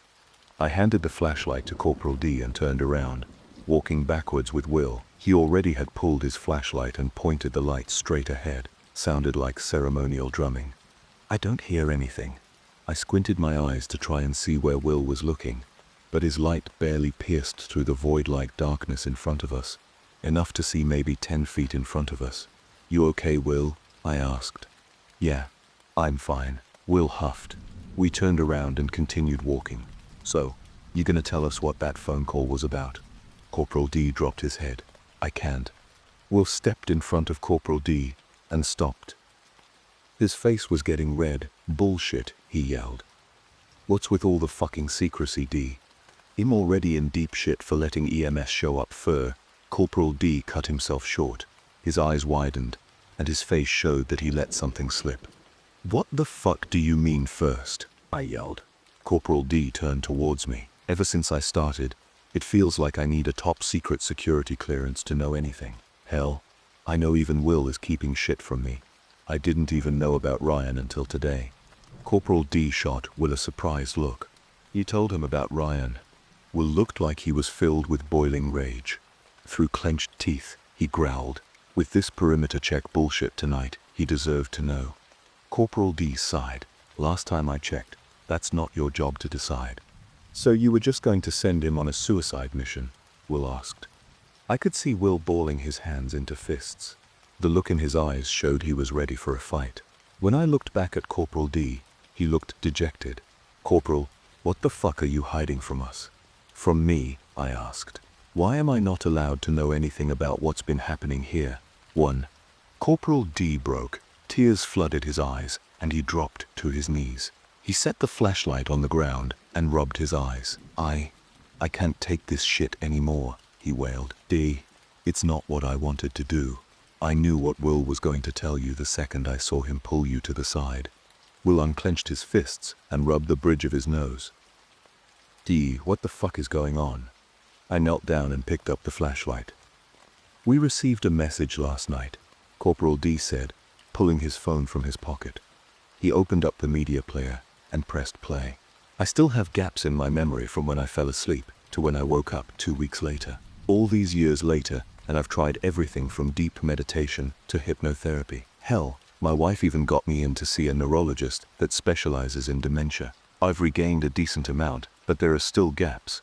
I'll do my best to try and recount what happened. Where there's still gaps, I'll do my best to try and fill them in. Fucking hell, Jay. The only thing I remember is falling asleep in the car and then waking up, Will said. His face stayed the same. It always did. But when I looked in his eyes, I noticed something I've seen in the eyes of many people before. Hell, even my own. But never him. Will was afraid of something. I asked Will if he experienced the same thing. He said he did, but something never sat right with me. Whenever I asked him about what happened after we fell asleep, he always said he didn't remember with a casual look on his face. The first few times I asked, I didn't notice it. About 2 years after the incident, what we ended up calling that night, Will and I were in my backyard drinking. About halfway through a bottle of whiskey, I asked him if he remembered anything. Now, it could have been the whiskey that lowered his usually stoic demeanor. Either that or I wasn't as drunk as I thought. You're sure you don't remember? I asked. The look in his eyes kept me up at night for a while. I had only ever seen Will show 2 emotions on his face, anger and happiness. Even then, these were rare occurrences when they did happen. Will's eyes always reflected how he was feeling. When he was angry, the green color in his eyes darkened. When he was happy, they would be a shade lighter than normal. What kept me up was that when I saw the fear in his eyes, they had these swirls of black, almost like his pupils were bleeding their nothingness into his iris. It was the first time I saw this in his eyes. I only ever saw it again one more time. There was this feeling inside that remembering was not the solution. When I tried guided meditation, I heard a voice in one of my sessions that caused me to snap out of the meditation when it spoke. Jay, Will, return. It was the same voice from the recording. I woke up in my room, 2 weeks after the incident. After explaining everything to my wife, Mary, she didn't believe me. I couldn't blame her. Who disappears for 2 weeks and just shows up saying, "Hey, I saw some really weird, unexplainable shit and was taken away by Homeland Security. But I don't remember anything that happened the last 2 weeks. How are you doing?" I sounded like I lost it. She made me go to counseling for a few months, and it did help with some things, but I still didn't have any memory of those 2 weeks. She was a lot more distant after I came back, and we went through a rough patch. After some couples counseling, she suggested we try some alternative medicine to get my memory back. Just listen. She handed me her phone. I told Mary about the voice and where I recognized it from. After that, she filmed the next meditation session. Apparently, I was muttering to myself throughout the session. I heard the voice again and again snapped out of the meditation. Mary was frozen, her face was white, and she was crying. What happened? I asked. Mary, what's wrong? I hit play and watched myself sit in this empty room. I was facing away from Mary, and there was silence. Until about 5 minutes into the video. Mary, Mary, Mary, a female voice spoke. What the fuck is happening, Jay? Mary sobbed. I paused the video and looked back at Mary. Who is that? Did someone walk in? I asked. Mary shook her head and pointed to the phone. I looked back down and continued watching. The voice spoke again. Ryan was the message. Dull was the payment. I felt my blood run cold as I watched me turn around. My mouth was open but not moving, like the voice was being projected out of me. Jay, will, return. The video ended. I have no clue, but I need to know what the fuck happened during those 2 weeks. I said, there just has to be an answer there and I need to know. Mary nodded and buried her face in my shoulder. We agreed that meditation wasn't working for regaining memory and did more to scare us than help. She convinced me to go to a neurologist that specializes in TBI, dementia, and amnesia. They ran some tests, but I came back as normal and said they couldn't help me. After that, she got me in to see a hypnotherapist. I was skeptical but desperate enough to try anything. The thing that's cool about hypnotherapy, at least the one I went to, is that they have this whole professional video recording set up, and you get the option to keep a copy of the recording of your sessions. Of course, I opted to get a copy of all the recordings. They also come with professional transcriptions of the recordings. The following is the transcription of my first session. J. Hi, my name is H. J. Kerry. It is June 2018. My name is S. Kerry, clinical hypnotherapist. Licensed in hypnotherapy in redacted state. License number redacted. State your name for the record, please. J. I went through a pretty traumatic event about 6 months ago. I was gone for 2 weeks and I don't remember anything that happened during that time. So the goal is to remember what happened in those 2 weeks. Kerry. Okay. Now that we have the introductions out of the way, what's been going on? J. Yes. J. Understood. Pussy. I think I can help. Although I do have to let you know that I cannot guarantee anything. J. Yes, I am. C. Are you ready to get started? C. Good. Today we are going to start with what's called regression hypnotherapy. This should help with revisiting those 2 weeks, and hopefully bring back some memories. J lies down, then sits back up. J. Sounds good. Then go ahead and get comfortable. You can lie down or remain seated, whatever puts you in a more relaxed state. J. Okay. I'm ready. J. Okay? Here, Fee. C. Good. Now I want you to lay your head back and focus on the ceiling tile. J. Like this. J lays his head back. C. Yes. Now, take a deep breath and hold it. While you breathe in, I want you to think back on a time when you were most relaxed and breathe out slowly through your mouth. While you breathe out, I want you to relax your body. Breathe in and hold. Now, I want you to close your eyes and picture that time when you were most relaxed. Then breathe out slowly. Feel yourself sinking into the couch. Jay has let his arms drop to his sides. C. Can you tell me where you are? Good. I'm going to count backwards from 10. Now, breathe in and hold. 10. Breathe out slowly, relaxing deeper into the couch. 9. Breathe in and hold. 8. Breathe out slowly. Feel yourself falling into a deep sleep. 7. Breathe in and hold. Breathe out slowly. 6. Breathe in and hold. 5. In and hold. 4. And out. I want you to picture the last thing you remember before the missing 2 weeks. 3. Now, when I get to 1, you will put yourself back to that memory. 2. In and out. 1. Jay, am in the back seat of this blacked out SUV staring at the stars through the window. Good. Now take me to the end of that drive. Where are you now? Jay. I'm in a concrete room sitting at a table. C. Is there anyone in the room with you? C. Are you able to move around? J. No, I'm alone. Looking around, there's a pane of glass on the wall to the right of me. I can hear the hum of a speaker system, but no voices. Just breathing. J. I heard the door handle. I think someone's coming in. J. I think so. Fuck. C. What's happening now? J. is now looking at the door to the office. J. Who are you? J. is turning his head as if he's watching somebody walk from the door to in front of him. J. What do you want from me? Where's Will? And more importantly, where the fuck am I? Who are you speaking with?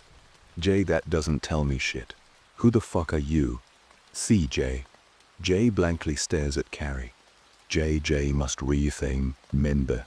J will return. It has been noted as important by the hypnotherapist to specify that J's mouth was unnaturally wide open while a voice spoke through him. C. What the fuck are you? J. Unintelligible screaming. End of session 1. The footage abruptly ended after I screamed, and I don't remember any of this. I think Carrie just wanted me out of the office because when I came to, she was shaking and wouldn't answer any questions I had. After a few weeks of avoiding my calls and always being out of office when I went in person to the office, Carrie called me. All she said when I answered the phone was, "Tomorrow, 2 o'clock, get rest and plan to be out of work for a couple days." I called the jail and let them know I was going to be out sick for a couple days. Mary drove me to Carrie's office and we walked inside. "Hi, checking in for my appointment. Last name J," I said to the woman at the front desk. Carrie sat up from the chair and looked at me and Mary. Her eyes were bloodshot and her hair was disheveled. She looked rough. "You are the only appointment I have for the next week. I've been reviewing the recording from your first session over and over again. I spoke with my mentor and sent it for review to multiple different experts." Mary and I shared a look of confusion. "Carrie, what are you talking about? I don't remember anything from that appointment." Mary heard the same voice I did. Same message I got too. "There was an addition this time," Carrie said. "What was it?" Mary asked. "J must remember," Carrie replied, followed by J. Will return. "No, well, yes but no. It was just like the meditation video that Mary showed me." Carrie said, "You opened your mouth, but something spoke through you." Mary grabbed my arm and sat down. "I said that," I asked. "Well, what now?" Mary asked. "Right," Carrie said. "Well, like I said, I spoke with a lot of people since the last appointment. We are going to try something different." "You'll try anything at this point," I said. "We are going to do what my mentor referred to as a marathon session. Normally sessions are only supposed to last about an hour, maybe 2, Carrie said while digging through notes scattered on the desk in front of her. "This is going to be multiple 4-hour sessions. Essentially, we aren't going to stop until we get to the end of those 2 weeks. Let's get started." "I'm ready now," I said. Mary gave me a hug and kiss before leaving. "Just call me when you're done." She wanted to stay, but Carrie insisted she go. After she left, Carrie led me into her office, and we got started. Only took 4 sessions, but now I remember mostly everything. After waking up in the interrogation room, a man in a suit walked in. "Officer J, glad to see you're awake. What do you want from me? Where's Will? And more importantly, where the fuck am I?" I asked. The man sat down in the chair across the table. "And nobody. Your friend is fine, probably having a nice nap. All you need to know is that you are safe." He put a folder on the table in front of me and pulled out a notepad. "I have a few questions for you. How you answer them depends on how quickly we can move on with our investigation, and you can just forget about all of this." Just then, he nodded to the window beside us. "There's no need for that, Jay." When I looked at his face, he was expressionless until he said I could forget. As he said that, I could see a slight smirk and look of amusement on his face. "That doesn't tell me shit." "Who the fuck are you?" I yelled. The door to my left opened, and a man in a lab coat walked in. "Who is the?" I said. I was trying to stand up when I felt hands on my shoulders forcing me back down into the hair. When I looked around, I saw 2 men in full riot gear. "What the fuck? I haven't done anything wrong." The suit looked annoyed. He sat back in his chair and nodded to the man in the lab coat.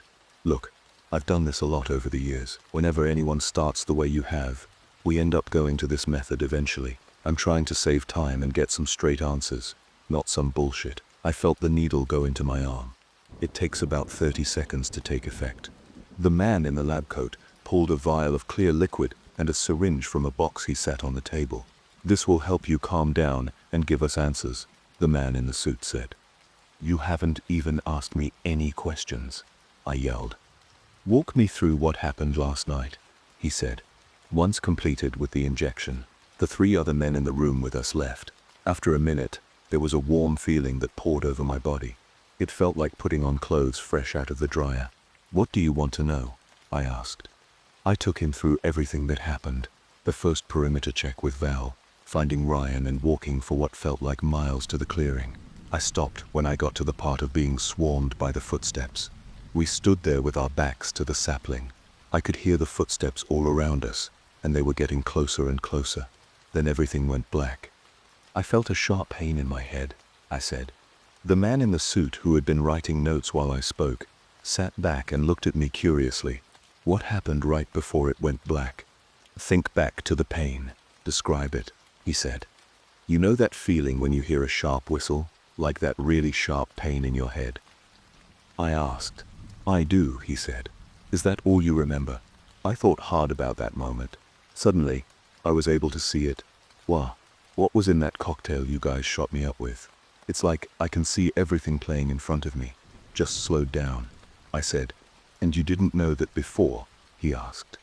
I do, I said. I felt my heart drop when I saw it. Corporal D is whistling. The suit continued writing notes. Never mind that. Focus. Is there anything new you notice? When he asked this, I got the feeling that he was looking for a specific answer. I never said it was significant, just that it was something I didn't notice before. No, like I said, I just remember the pain, and then everything going black. I said, why is Corporal D whistling significant? He asked. He pulled a paper out of the folder and slid it to me. Where do you think the rules came from? He asked. Rule number 1, don't whistle at night. The suit nodded. Look closely at it, he said. Notice anything different about the copy you were given?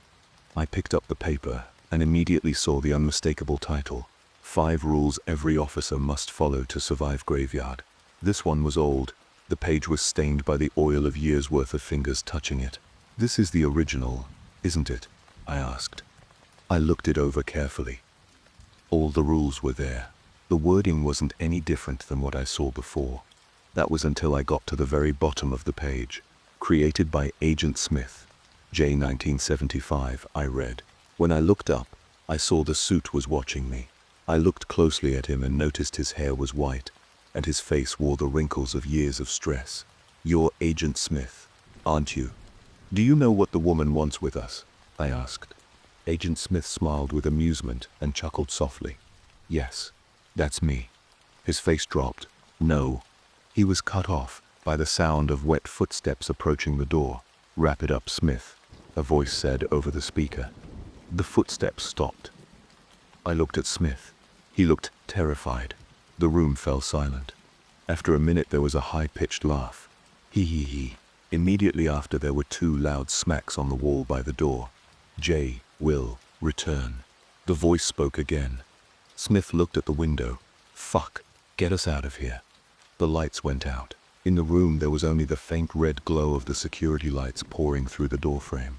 Smith, what the fuck is going on? I asked. I don't have time to explain right now. We need to leave. Let's go. Smith motioned to the window. How are we? I was cut off by the sounds of screaming, coming from the other side of the door. Jay will return, the voice continued. That's when we saw the shadow of the leg standing at the door. There was a loud bang on the door. To our horror, when I looked at the door, there was the bulge of a dent in metal. Another loud bang and the door shook. I looked at Smith, who was desperately trying to break the glass. Through the darkness I could see figures on the other side doing the same. I don't think we have much time, Smith. That door can't take much more, I said, panicking. I nodded. One, I said. I grabbed the chair I was sitting in and began smashing the window with it. There was another loud bang on the door. I looked back to see the damage and noticed the door was almost open. Smith grabbed the other chair and looked at me. On the count of 3, ready? Another bang. The door bowed at the top, and I could see the ceiling tiles just outside were coated in blood. Jay, Will, return. It spoke again. We both yelled, 3, swinging the chairs with everything in us. The window shattered. Bits of tempered glass covered the floor. Just as we put the chairs down, the air was filled with the sound of blood, curdling screams pouring through the door. 2, Smith said while holding the chair up. As we climbed through the window, Smith pointed to a slot in the window frame that housed a thick metal door. Get clear of the window, he yelled. I could barely hear him over the screams. Smith grabbed me as the metal slammed shut. Let's go, he said. I turned around and ran with him, and a group of people through the door behind us. I jumped to my feet in time to turn around and see the door fly open. As the metal door slid into place where the window was, I saw what broke the door down. It was the woman from the woods. Jay, Will, return, she yelled as she bolted to the window. The speed she traveled at was unnatural, quicker than I could process. She was already at the window. Jay, Will, return, the woman shouted. I looked over my shoulder to see her standing in the room we just came from. What? I stammered. How? When I looked back ahead, I saw everyone else had stopped. Before I could react, I ran right into Smith. He didn't even budge an inch. It felt like running into a wall. Shit. I spat. Why did you stop running? I looked straight ahead and saw that the woman was standing 10 feet in front of us. Something felt off. When I looked past the woman in front of us, I saw what caused the 2 thuds on the wall earlier. Oh my God, I said. Everyone was standing in the middle of the hallway.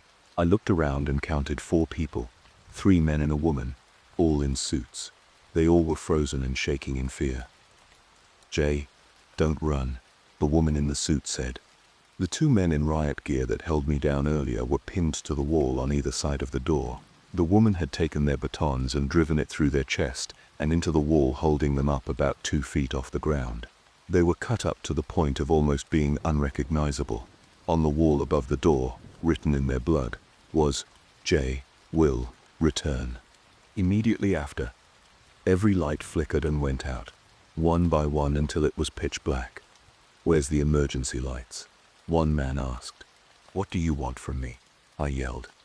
I answered. When I looked around, however, it was just me and Smith. Where's everyone else? There was a deafening scream, followed by the sounds of footsteps. It was the same footsteps I heard in the clearing. Jay, Will, return. The lights came back on with a loud click. The woman was gone. Who's still breathing? Smith asked. Hey Jay, you ready? Carrie's voice woke me up. I sat up. How long was I out? Carrie was setting up the camera. 2 hours, she said. Can you go make sure the front door is locked? Yeah, I said. When I walked into the lobby and saw that it looked completely normal, the door was already locked. Hey, was the door already locked? I yelled behind me. Yeah, I locked it after Mary left. Carrie said. Why? It's still locked, I said. The silence was deafening. We both knew what we saw and what this meant. I'll check back here. Can you walk through the front areas and see if there's any sign of Will? She asked. All clear back here too. Carrie yelled. I walked back into her office and sat down on the couch. Was there any sign of someone coming in at all? She asked. I immediately got to work checking the windows and the door, just in case I missed anything on my first glance. Yeah, I made my way to the front desk. Everything was as it was. I remember thinking, how the fuck did Will get in and out without a trace? Lobby and front desk are clear, I said. I got to the last room I hadn't checked yet. The bathroom. I knocked on the door before opening it. No answer. I braced for the worst as I turned the door handle. When I swung the door open, it was dark. I inched my way forward, my heart pounding with every move, waiting for the motion sensor to kick the light on. My heart nearly shot out of my chest when it turned on. I looked around the small room and saw nothing. Bathroom is clear. I nodded. All right, I'm ready. With that, we started the second session. Nothing. I sighed. How about back here? Same, she said. We sat in silence for a moment before Carrie leaned forward and grabbed her notepad. Only one thing left to do. The two bodies were still on the wall in front of us, but there was no sign of the group we were just with. No clue, Smith said. There's not even a trace of anyone else. When she put me back under, she had me think back to when I ran into Smith and saw the guards pinned to the wall. I want you to tell me where the others went. Last session, you said after you saw the lights went out. Immediately after. I was back in that moment. I looked at Smith and looked around. Where's everyone else? I looked around, and he was right. I looked behind us, and there were faint footprints leading to us, but none going back or away from us. It's like they just vanished, I said. I followed closely behind him, and we made our way down the hallway. Everything went dark. Now go to where you left off last session, Carrie said. I could see the worry on Smith's face. He shook it off and looked up and down the hallway in front of us. I don't see anything in either direction, he said. Let's go. Smith looked absolutely confused. I have no idea. He looked around before turning around and walking over to the wall to our left. When I picked you two up, I drove you to our office in the city. He pointed at the emergency evacuation map on the wall in front of him. See right here. Will and I walked over to him. I immediately saw the "You Are Here" star, right next to where the door. Read First Avenue. This door is supposed to be used for emergency use only. It's red so that if you're inside, you know what doors lead outside. This is one of 3 doors that's also red on the outside, so that first responders know where they can pull in. I immediately snapped to the moment the door opened, and we saw the trail. Hey Smith, where are we exactly? So it leads to a trail, I asked. There isn't even decorative bushes or trees on any of the surrounding streets from this office, Smith said. It's in the middle of the city. So no, at the moment, I have no fucking clue where we are now. That's pretty stupid, Will added. We went back to the door and looked outside. It was nighttime. How many days has it been since you picked us up? I asked. Smith hung his head and sighed. About 3 days. Will looked at me and was clearly surprised by this. Just so, where were we at this whole time? Will asked. We had you in a medical holding area, said Smith. While there, a series of tests were ran to make sure you were healthy. Well, they all came back negative for any issues, he said. And? I asked. I looked at my arms and hands, searching for any needle marks. I don't see any needle marks. I said, so what kind of tests were ran? Will cleared his throat and said what we all were thinking. We need to stop procrastinating and go. We mainly ran sleep tests, scans of your brain. Leaves no physical marks, but lets us see if there are any issues, Smith explained. Agreed, Smith and I said.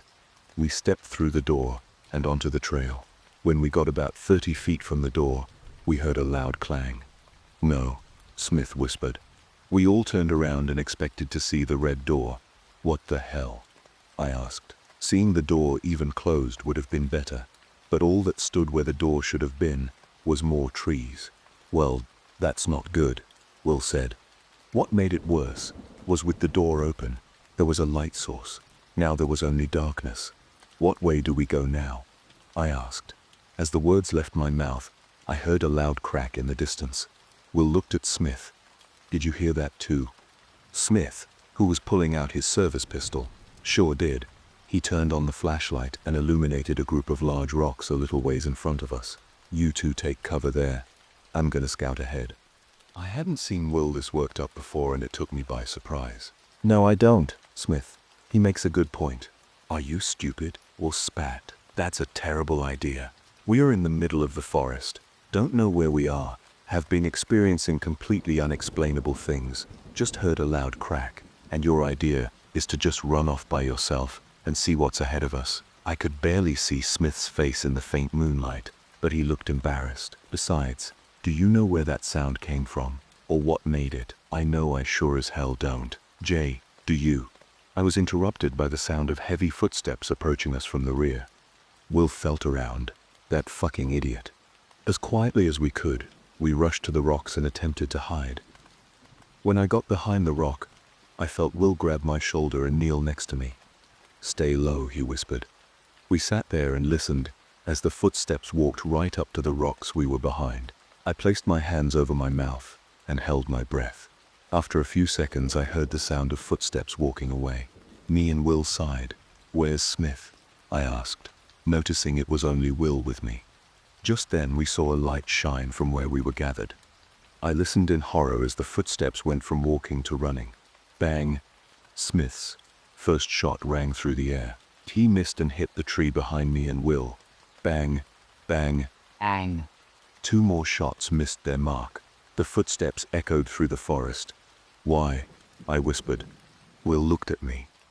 "But did you hear it that time, or was it like a message implanted?" "Jay, Will, return." The woman's voice echoed in my head. Bang! Another shot rang out. The footsteps stopped and were followed by a soft crunch and a moan. Will nodded at me, and we both peeked over the rocks. I saw the dark shadow of something huge standing where Smith was. It threw something to the ground beside it. I heard a loud growl before it ran off, joined by 3 other figures, each one more imposing than the last. "Let's go," Will said, grabbing my shoulder. "Implanted," I said. I stood up and we ran towards where Smith was. The sun was rising and the light barely pierced through the dense trees, but enough to see the scene before us.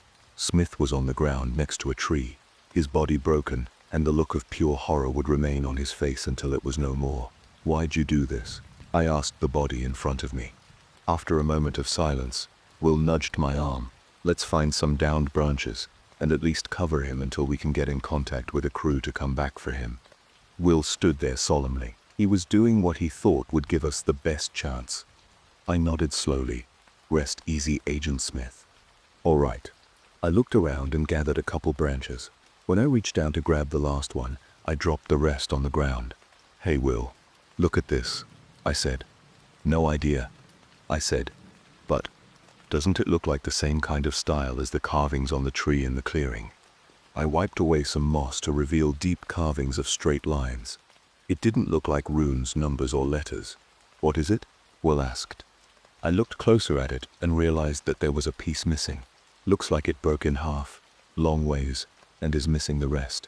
Try and see if you can find the rest of it." "Yeah, but we could read those."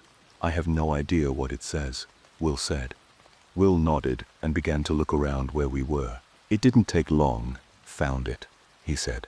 "No idea," I said. "I think we need to." I put the pieces together and could clearly read the inscription now. "It's the rules Smith wrote." "How is that possible?" Will asked.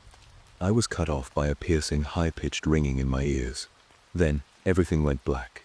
When I woke up, I was sitting in a chair. Will was right next to me and looked concerned. "Hey Jay, you good?" "The hospital," Will said. "At least, I think the hospital." I rubbed my eyes and took in my surroundings. Yeah, I'm all right. Where are we? I asked. When I stepped inside, I saw Ryan laying on the bed. The man walked away. Once I couldn't hear the faint footsteps coming from the hallway. I looked around the room. Will stood, frozen, just inside the room, his eyes fixed on Ryan. "Hey guys," Ryan said. Just then, a man in a suit walked up to us. "Will, Jay, come with me please." I was about to ask the man who he was and where we were, but Will elbowed my arm and shook his head. We stood up and followed him down the hall. We passed several rooms that looked enough like a hospital room, but something just felt off about them.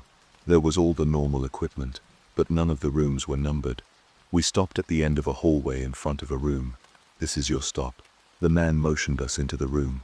"He'll be back in a little bit to escort you two outside." He wrote something down on a notebook he had on the table next to him. "How are you doing?" I asked. "Well, I'm glad you're all right," Will said. Ryan motioned to look down at the notebook. Will and I stepped closer to him and read the writing. "Don't talk about anything. Not a hospital. Not real people." I sat down. "Did the doctor say how long you have to be in here?" Will asked. Ryan shook his head. "No. They just keep telling me how I'm lucky to be alive. Don't know how I'm the lucky one." He continued to write in the notebook. Ryan motioned down at the notebook again. "I've been here for 2 weeks. Don't know where we are, but have figured out there's no cameras, but there are microphones." "Where's the bathroom?" I asked. "Outside to the left," Ryan said. I got up and walked out the door. I looked down the hall to the left and saw the bathroom. Almost immediately after I took 3 steps out the door, and heard from right behind me. "Can I help you?" he asked. I turned to look at him and saw a different man in a suit standing behind me, a blank, uncanny expression on his face. "Why, you want to hold it for me?" I joked. "Can I help you?" he asked again. "Just going to the bathroom," I said. "Can I help you?" he asked. "Can I help you?" he said. "No, sorry," I said before moving back towards the room. I backed into the room, not taking my eyes off him. There was just something that didn't match up. When he asked if he could help me, there was no inflection to his voice reflecting someone asking a question. It was monotone, and his face was expressionless. Before I closed the door to the room, I looked him up and down one last time. The suit he wore seemed more like skin than clothes. It almost looked like something bigger was wearing what used to be a man as a skin suit. His eyes were empty, and his mouth was unnaturally small, yet seemed to be stretched over the bones underneath. "No thank you," I said. What was weirder was that its mouth barely moved when it spoke. I pushed the door close as hard as I could. I briefly saw the figure stick his arm out in an attempt to stop me. I heard the door click shut and reached for the lock. "Fuck," I said. There wasn't a lock where I reached. "Will, do you see a lock anywhere on the door?" I asked. I was pushing with everything I had against the door to keep it closed. As I moved to close the door, Will looked at the figure in front of me. "Jay, get in here." "Thanks," I sighed. I looked up and saw a metal bar that was secured across the door, preventing it from being opened. I've never seen that in a hospital. Will hurried to my side and reached above me. I heard something slide, followed by a metallic click. "You should be good now." Will handed me Ryan's notebook. "Look at this." I looked down, expecting to see a message from Ryan, but saw pages of notes he had been taking. I turned to an empty page and wrote, "Help me find the microphones," and turned them off. Will and Ryan read it and nodded. The three of us tore the room apart, but found 3 microphones, one under the bed, another in the light fixture, and the last one was behind a chair that was mounted to the wall. I looked at Ryan and wrote on the page, "Is there anything we can say that will test if we got all of them?" Ryan nodded and said, "So can I leave now?" We waited in silence. After about 10 minutes of nothing, Ryan spoke. "I think we are good now. If they were still listening, they would come by now." "Holy shit, guys, where the fuck are we?" I asked. "Last thing I remember, we were in the forest, and now here." "We are still in the woods," Ryan said. "I remember being in the ambulance after you guys found me. About 5 minutes after we left, the ambulance stopped. The light inside flickered, and when I looked at the EMTs, they weren't what I thought. Their uniforms fit them like that thing in the hallway. Seemed more like skin. That's when I knew something was wrong. I got to the hospital, and a doctor met us at the door. All he could say was Ryan on repeat. I looked around, and all I could see was trees. The parking lot was just a grass clearing. The parking lot was just a grass clearing. "What the fuck, man?" I said. "Yeah, and I don't remember seeing a road or even a trail big enough for a car to pick us up." Will said, "We'll cut Ryan off." "Wait, what was his name?" He looked at me with anger and confusion in his eyes. "They brought me in here and left," Ryan said. After the first couple hours, a suit walked in and introduced himself as Agent Smith. He said that he was with DHS and that I'd be okay. After he left, the doctors, he said his name was Agent Smith. "Why?" Ryan said. "What happened after he left?" Will asked. "The doctors came in and connected me to these machines." Ryan pointed to the IV tube sticking out of his arm. When I looked closer at the IV, I noticed it wasn't a needle. It was just taped to his skin. I played along with their game for the first 2 days. After they started leaving me unsupervised for hours on end, I tried to escape. "How far did you get?" I asked. "So, did you find anything interesting?" I asked. I looked at Will, who was obviously deep in his own thoughts. "I got to the front doors. Once I got outside, I noticed that there wasn't any sign of civilization visible. It was like this building was just dropped deep in the heart of the forest. I felt like staying here and playing along would be the safer option. But I explored the building before I came back to the room."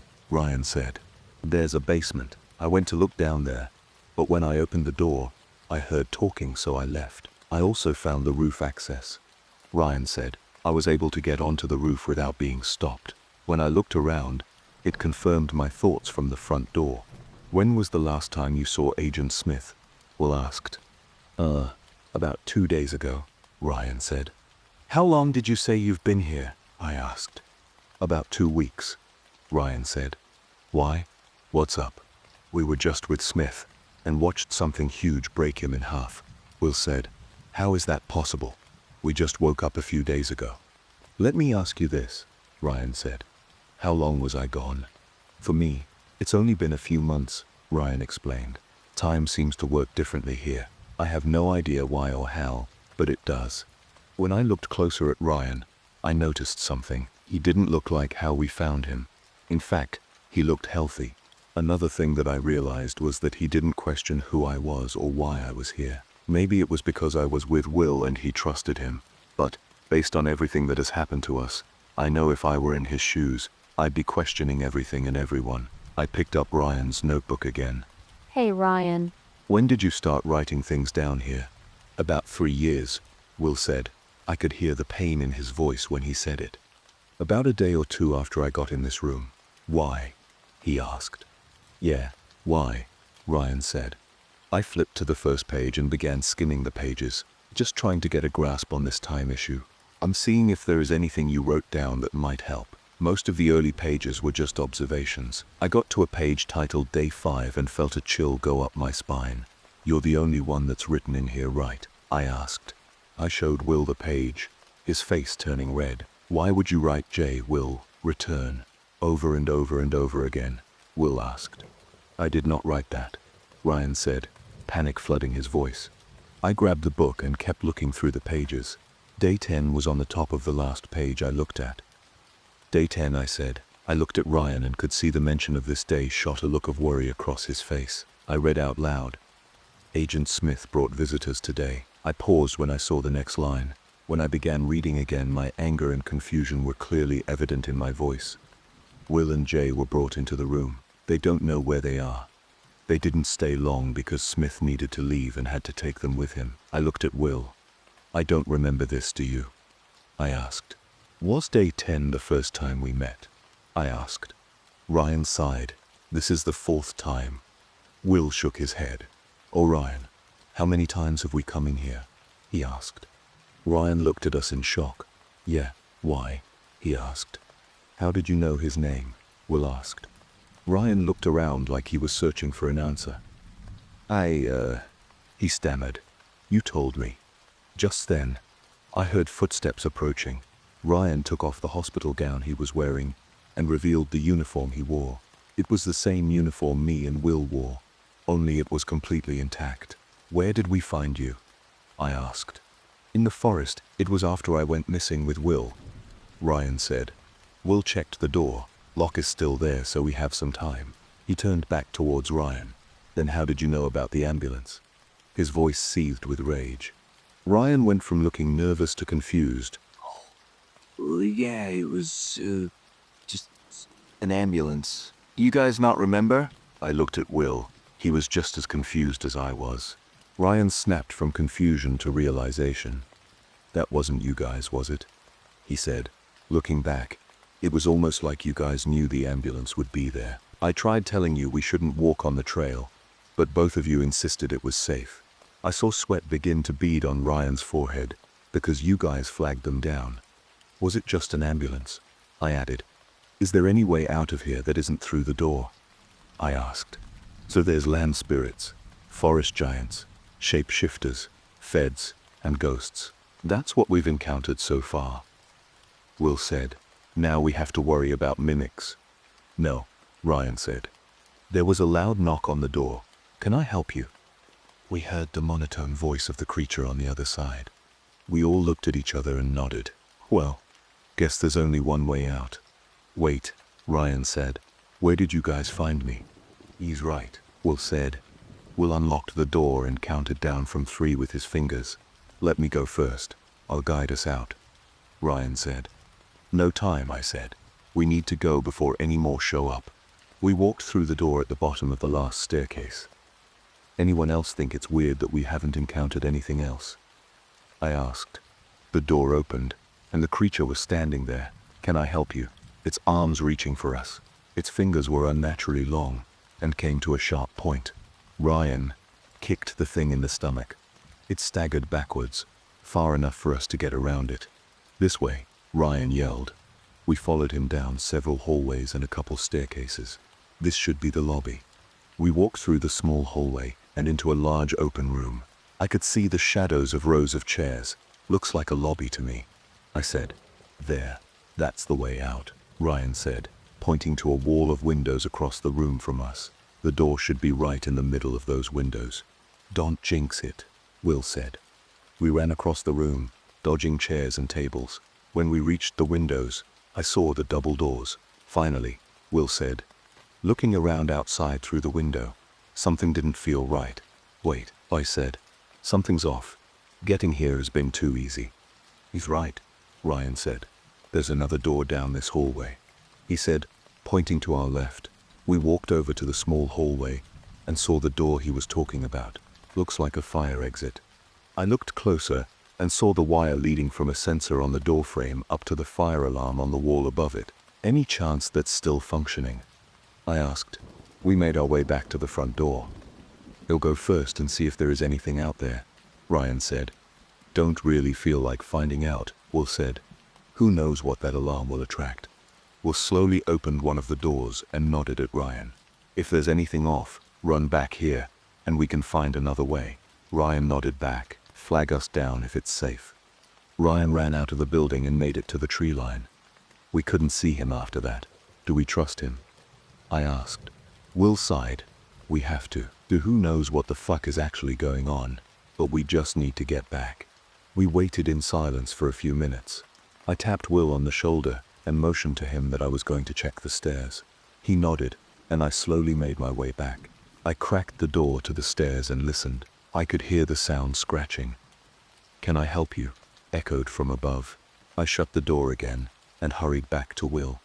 Right as I got back to the door, Ryan was waving at us and gave a thumbs up. "Let's go," Will said. As he opened the door, I turned to see the door of the staircase slamming open. "Run," I yelled. We ran deeper into the forest. We stopped for a break when we couldn't see the building anymore. "Fucking hell," I gasped. We bolted out the door and met up with Ryan. We watched as the creature got to the door and stopped. "Why isn't it coming out?" Will asked. "It can't leave," Ryan said. "Let's go." Will and I looked at Ryan. "We were doing a perimeter check, and you were just laying on the road, but you didn't look like you do now," I explained.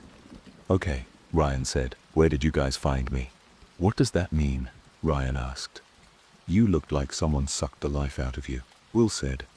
"Your uniform was in tatters, and you were swollen and covered in cuts. Looked like you hadn't eaten in months too. Look, right after that, Dee showed up and called for an ambulance. That's all we know," I said. "Wow," Ryan said. "No. What news?" I asked with a grin. "I'm retiring," he said. His face wore a wide, excited smile. "Just 3 months left. About 6 months after my last appointment with Carrie.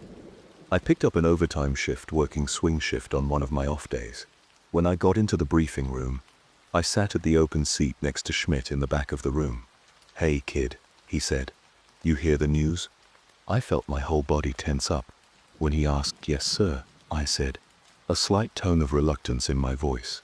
"Oh," I said. The grin vanished from my face, replaced by a surprised frown. "Congrats, man. That's great."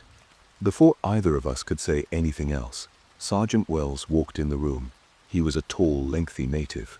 "Good afternoon, everybody." His voice held the same unemotional tone as his facial expressions. Day shift had one fight. Both inmates are in segregation, no special watches in holding, and we are going to get some yard done. He gave everyone their assignments. "Jay, you are going to assist Will with running yard. He will be here in a couple hours." Looking around the room, he asked, "That is all. If there are no other questions, let's get to it." Everyone stood up and walked out. I was the last one out of the room when I heard Sergeant Wells. "Jay, can you bust out the interior and exterior perimeter checks?" "Thank you," he said, before walking the opposite way into his office. "You'll be all right, Jay," Schmidt said, holding the door open for me. "It's daytime." I stopped walking and looked at Schmidt. He gave me a knowing and reassuring nod. Did he know? I know I haven't talked to anyone about the incident save for Will, Mary, and Carrie. How? I began to ask. Schmidt grabbed my shoulders and looked me in the eyes. It's okay. There was this calmness about the look in his eyes. You'll be okay. As he spoke, the anxiety vanished from my mind, and I started to believe the words he spoke. Tiesmann, let's get this day started. Schmidt just chuckled to himself. Of course I am. He gave me a pat on the back. Look, I get Will trained you, but that was a long time ago. It's time for you to pick it up. I shook off the feeling of dread and walked with Schmidt. Yeah, you're right. Hey, I half-jokingly yelled. Why no, I'm glad you're retiring. A sly smirk forming on my face.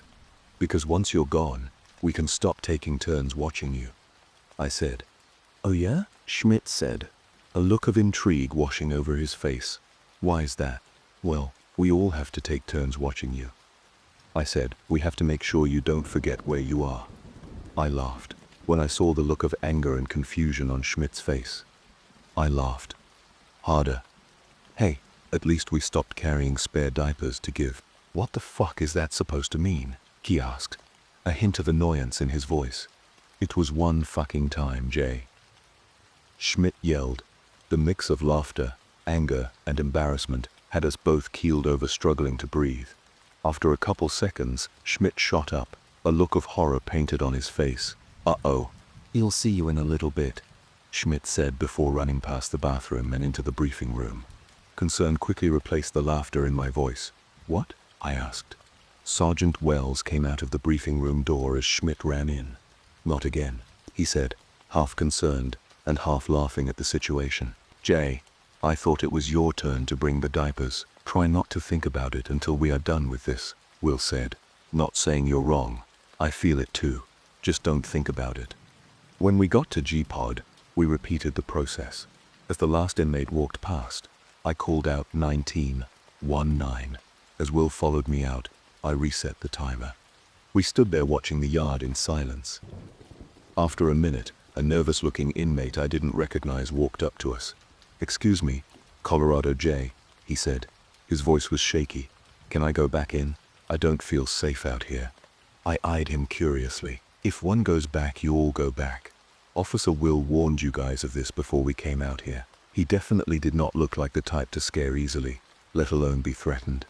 I know, but I keep getting this feeling that I'm being watched, he said. Just have a seat over there, Will said, pointing to a wall a few feet from us. Well, be right here.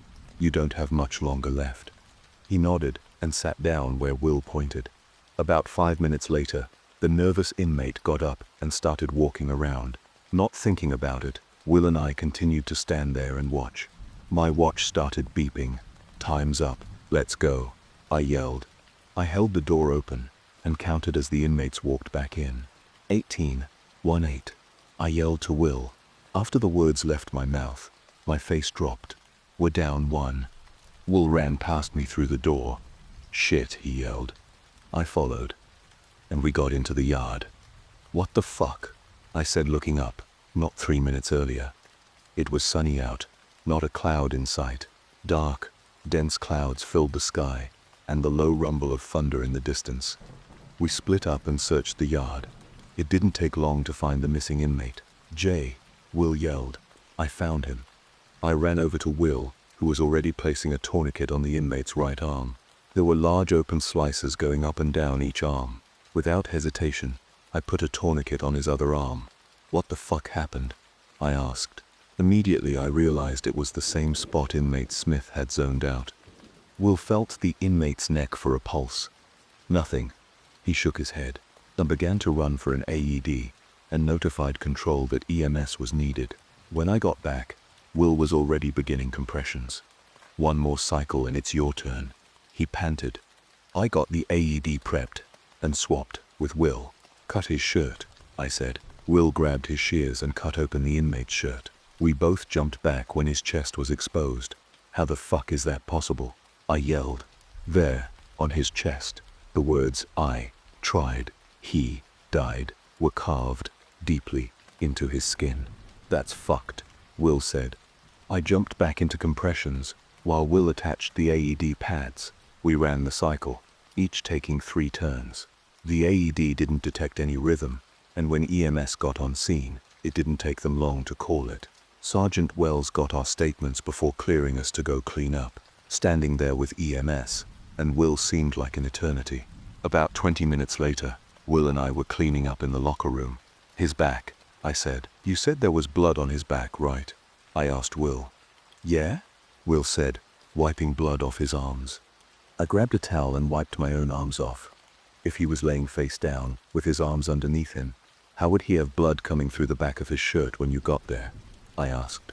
You mean you think there's another message on the back? Will said. Exactly, I said. We walked out the locker room door and into a smaller room that held 4 desks with computers. When I started, it was referred to as the report room, a place for officers to come and write reports when there weren't any other computers available. I took a seat at one of the empty desks and began my report. After about an hour, I was done. Will, are you done yet? I asked. Just about, he said. Before I submit it, could you read it over? Yeah, only if you read mine, I said. He nodded and stood up, switching desks with me. After a few minutes, we were done. Yours looks fine, Will said. Yours too, I said, with a sly smirk growing on my face. You fucking killed it, man. Great report. Will laughed. Thanks. I was just dying to read yours. It didn't disappoint. We laughed for a few minutes. As dark as it was a nice reprieve from what we just went through. Just then, Sergeant Wells called us to his office. When we walked through the door, he was standing in front of his desk. Gentlemen, he said with a nod, how are you guys holding up? Will and I looked at each other and back at Sergeant Wells. All things considered, Will spoke. Good. It was a bloodbath. But we are all cleaned up, and reports written. What's up, sir? I asked. Sergeant Wells walked around his desk and sat down before motioning for us to do the same. So, do either of you know just how it happened? He asked. To be completely honest, sir, I said, no, I have no clue. And you? He said to Will. 1 second he was sitting there next to us. Will said. The next, he got up and started walking. Nothing out of the ordinary, though. Sergeant Wells sat for a moment before turning his monitor towards us. Watch, he said, before pressing play. On the screen, the footage replayed. The inmate was sitting next to me and Will before getting up and walking. He stopped right in the spot inmate Smith zoned out, and I noticed him displaying the same behavior. From where Will and I stood, he was in a blind spot, and when he got up to walk away, he disappeared into another group of inmates. Once everyone was inside, he just fell down. Sir, Will said, how did he get the cuts? Keep watching, he said. We watched in horror as he writhed on the ground. After a moment he went limp. 30 or so seconds later, something rolled him onto his stomach. His arms moved underneath him. Holy shit, I mumbled. Here's where it gets weird, Sergeant Wells said, fast-forwarding to Will and I arriving. As soon as I got back with the AED and took over, this dark shadow appeared, standing right on top of the inmate. Sergeant Wells rewound the footage and played it back. Slower, I felt a knot form in my throat, as I realized the shadow didn't just appear. It stood up. Is that? I began. Yeah, it is, Sergeant said. His voice was solemn. We sat in silence. The footage paused on the image of the inmate's ghost. After a while I said, I never even knew his name. The seriousness setting in. I've talked with therapists, friends, families, and hell, even some clergy over the years. You can tell yourself it's a part of the job. Make jokes, drink, or cope with other things. The fact of the matter is, no matter what you see doing this job, some things follow you home. I say that because working here, the only thing that follows you home are the thoughts, memories, the woman, and the battle scars. I hear stories of ghosts following paranormal investigators around, or attaching to people at random, but here, there hasn't been any story of that happening. Something won't let them leave. Sir, Jay has reason to believe there is another message, like the one on his chest on his back. Sergeant Wells looked at us with intrigue. Is that so? He asked. Yes, I said. The footage cements my theory. See, Will said when he got to the inmate, there was blood coming through the back of his shirt, But that couldn't have been from his arms because his arms were underneath him. Even in the footage, there was no point when he even reached for his back. "Go on," Sergeant Wells said. On his chest there was a message. "I tried. He died." Something about that just seems. I paused. Incomplete. I feel like there's more to it. Sergeant Wells looked back at the screen and pulled up some photos. We took the pictures when the coroner showed up. The first picture was of his wrists.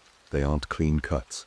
Don't know what caused it, but we should have the autopsy results in a week or so. The second picture was of his chest and stomach. "Here's the message you guys saw." Sergeant Wells looked at me. "You were right in your assumption." He pulled up the last picture. "J. Will. Feed." He paused, looking at me. "And Will, anything you need to tell me?" "No," Will said. "That's the message I heard come from the woods," I said. "That's what worries me," he said. Hopefully he heard it too, and this is some kind of sick joke. "Hopefully," Will asked, a tone of disbelief in his voice. "Yes, hopefully, because the alternative is much, much worse," Sergeant Wells said.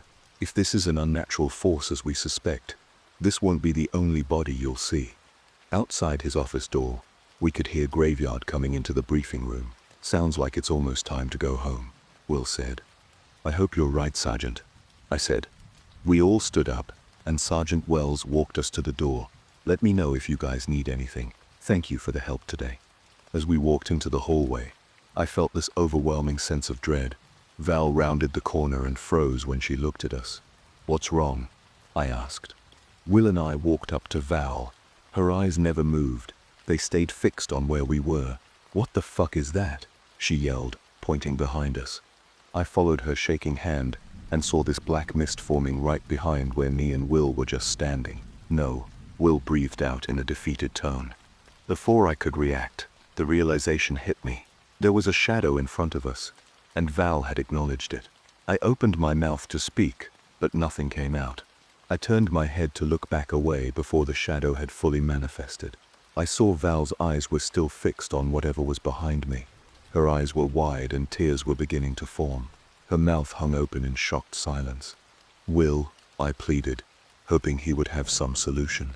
When I turned my gaze from Val to Will, he was standing there frozen, a look of anger on his face. He looked up in shock as the lights on the ceiling went off with a loud pop, one by one. Val looked at me, then at Will, the look of horror and fear replaced with a look of sadness and contempt. "It'll be okay," she said, as the darkness enveloped the three of us.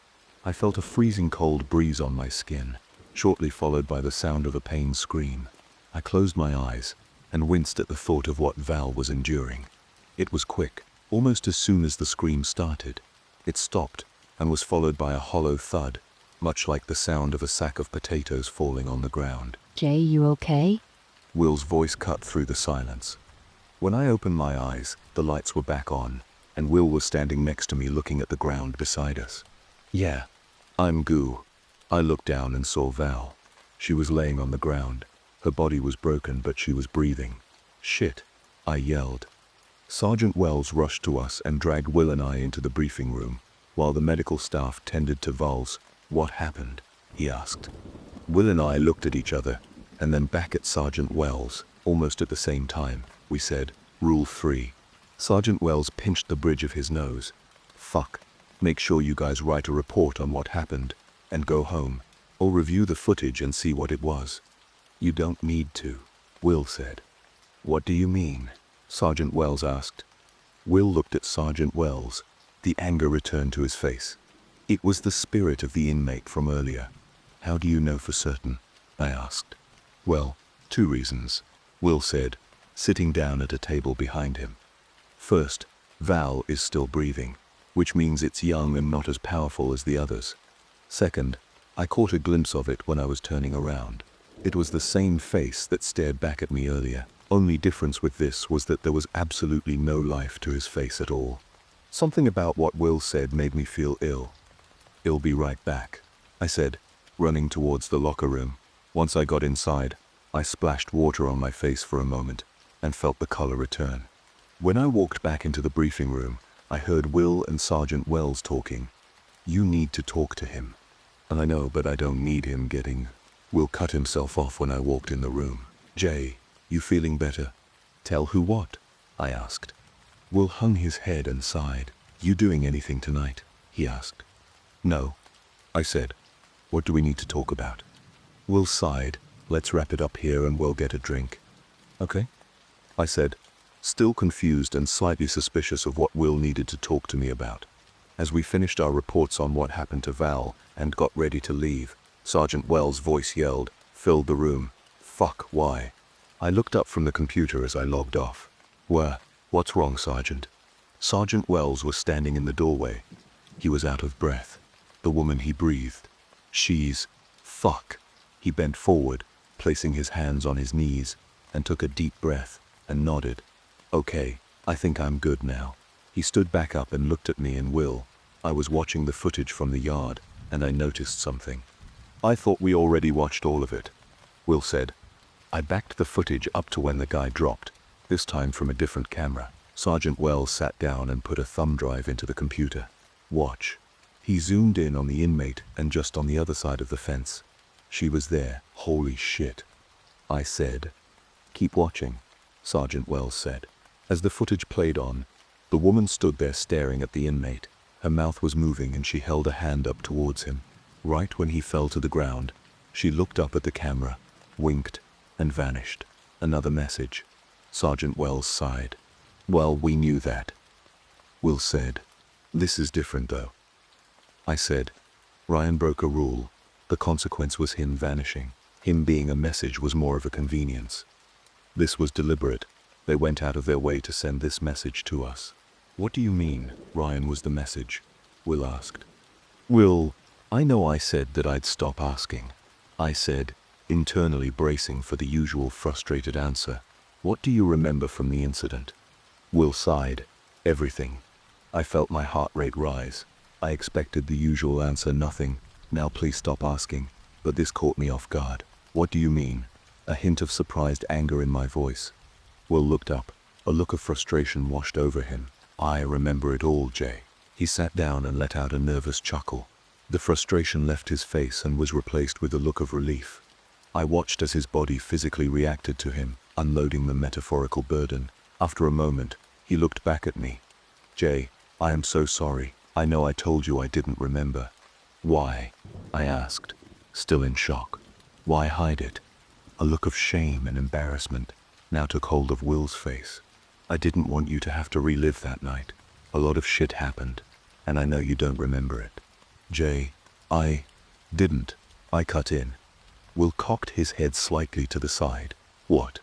I didn't remember. I said, that's how I know Ryan was the message. I pulled out my phone.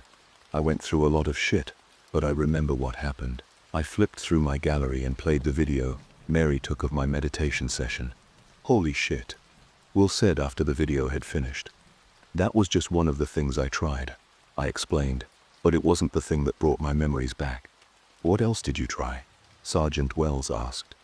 I did a few different things, but the one thing that actually worked was hypnotherapy, I said, after I told them the story of my hypnotherapy sessions.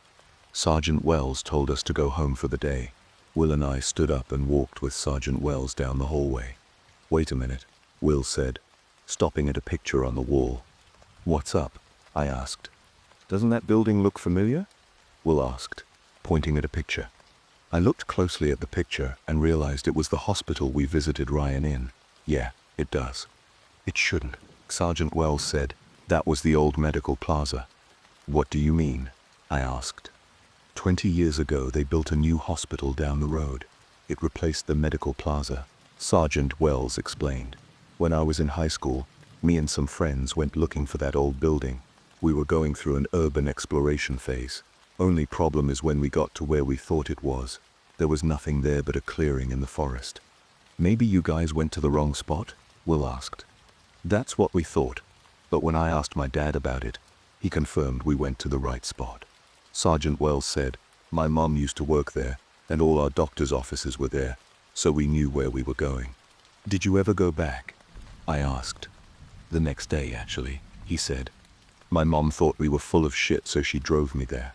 We turned onto the road, and once we got close, the road ended, It was like the forest reclaimed the land. She insisted on getting out and walking. We got to the clearing, and the only sign of the building was the concrete corner for the base of the sign. I looked at the picture next to it. Hey Will, doesn't this one look like that DHS building? Will looked at the picture. Holy shit, yeah it does. There was this faint familiar voice seemingly coming from right next to us. Can I help you? When we looked around and saw nobody there. Can I help you? It repeated, trailing off like a memory. Will and I looked at each. Was that? I asked. Yeah, it was, Will said. Hey Sergeant, do you know anything about that building? Sergeant Wells shook his head. No, I don't know where that even is. Sergeant Wells, please report to your office for an incoming call. A voice over the radio. Will and I stood there staring at the picture in silence, while Sergeant Wells disappeared into his office. Will J, get in here. Sergeant Wells' voice echoed through the hall. We walked into his office. He was sitting at his desk, his eyes fixed on the screen. What's going on, sir? I asked. What the fuck is that?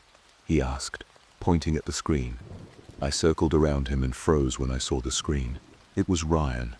There's no way. He was on the outside of the perimeter fence, just staring at the camera. Will leaned in and looked at the screen for a moment before saying, That's not Ryan. Look closer. Sergeant Wells and I leaned forward. Looks like Ryan to me, Sergeant Wells said. He's right, I said. That may look like Ryan, but really look at it. Sergeant Wells squinted and rewound the footage. He froze it on a clearer image of Ryan's face. His eyes widened, and he immediately turned off the computer. Time to leave, he said, quickly standing up. Follow me. We walked behind him, trying to keep up with his pace. Sergeant, what's happening? I asked. Not here, he said, slight panic in his voice. We followed him out and into the parking lot. Get in, he said, opening the door to his car. Will and I got in. Sir, where are we going? Will asked. Sergeant Wells didn't answer. He drove us off the reservation and into the neighboring city. After pulling into an abandoned parking lot, Sergeant Wells got out. Do you know what a skin wearer is? He asked. Why did we drive all the way out here? I asked, stepping out of the car. Do you know what it is? He asked. A skinwalker, Will asked. Worse. So much worse. Sergeant Wells said, I had to take us off the reservation. If one is near, and you speak about them, it acts as some kind of call and attracts more. The only way to make sure you aren't near one is to go as far away from the forest as possible. So, what is it? I asked. Nobody knows what's underneath the skin they wear, he said. Skinwalkers might mimic voices, or take the shape of an animal, or something familiar to lure their victim in. Skin wearers, however, wear the skin of their last victim and psychologically torture their target relentlessly. Once the target is broken and gives up, whatever is inside multiplies and takes over. The skin is the only thing remotely human about it. Ryan isn't the first we've seen, Will said. That voice in the hallway was the same as one we encountered in that DHS building. Sergeant Wells looked confused. What voice? He asked. Right before you went to your office, there was a voice that said, Can I help you? Did you not hear it? I asked. No, I didn't, Sergeant Wells said. But tell me about the skin wearer you saw. Do you remember it, Jay? Will asked. I nodded. He wore a suit. Only thing is that the suit looked to be more skin than clothes. There was no gap or give where you would normally see the clothes separate from the body. His fingers were too long and almost claw-like. I sighed. The face, however, was the creepiest part. The skin was stretched and looked like. The sound of heavy steps slowly approached us. Shh. As the steps got closer, it sounded more like someone with limp legs picking up and dropping their legs rather than natural walking.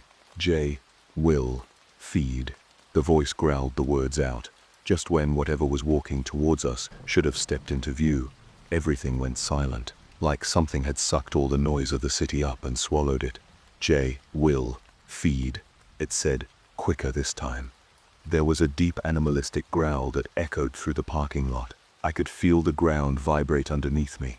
We all piled back into the car. Let's get the fuck out of here, I said. We drove back to the facility. All the while the feeling of being watched never leaving. As soon as we parked, Sergeant Wells' phone began to ring. "Hello," he said. After listening to whoever was on the other end, Sergeant Wells looked at me and Will. They found a body on the perimeter.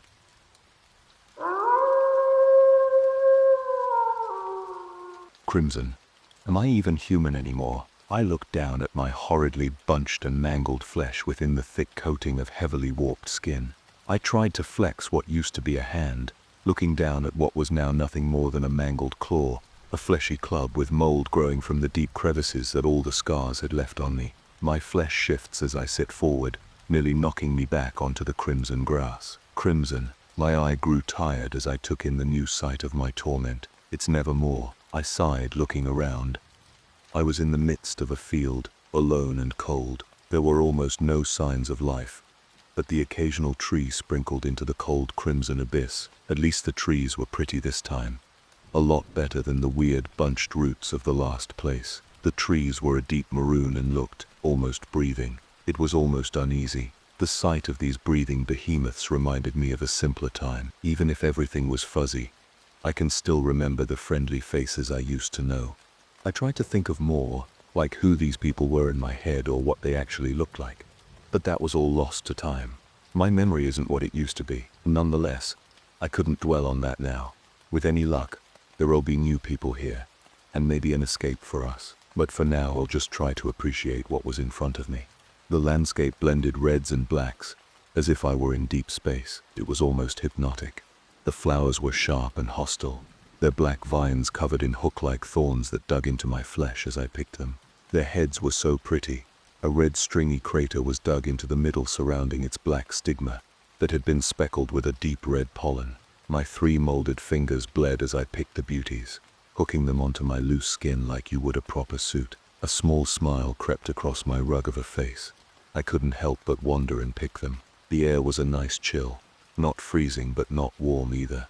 These small flowers reminded me of a simpler time, the only remnants I held onto from my previous life outside this body. It all was too fuzzy, too grainy to remember anything but green, and flowers, just like these but white. My distant memories were quickly interrupted by a bundle of spiked ants. They swarmed my twisted foot as I seemed to have crushed their den. I slowly began to swat at the peach-sized bugs as I lifted my foot off their nest, some escaping back into their nest, while others stayed to spit up on it, rebuilding it from the ground up. My eyes drifted down to the shiny, reflective void the ants spit up to help rebuild their partially crushed den. My eye caught a glimpse of my warped body in the shattered void. One human eye hung in a deep scar in a rug of tissue that hung off my vaguely human head. My limbs looked unnaturally large and knotted.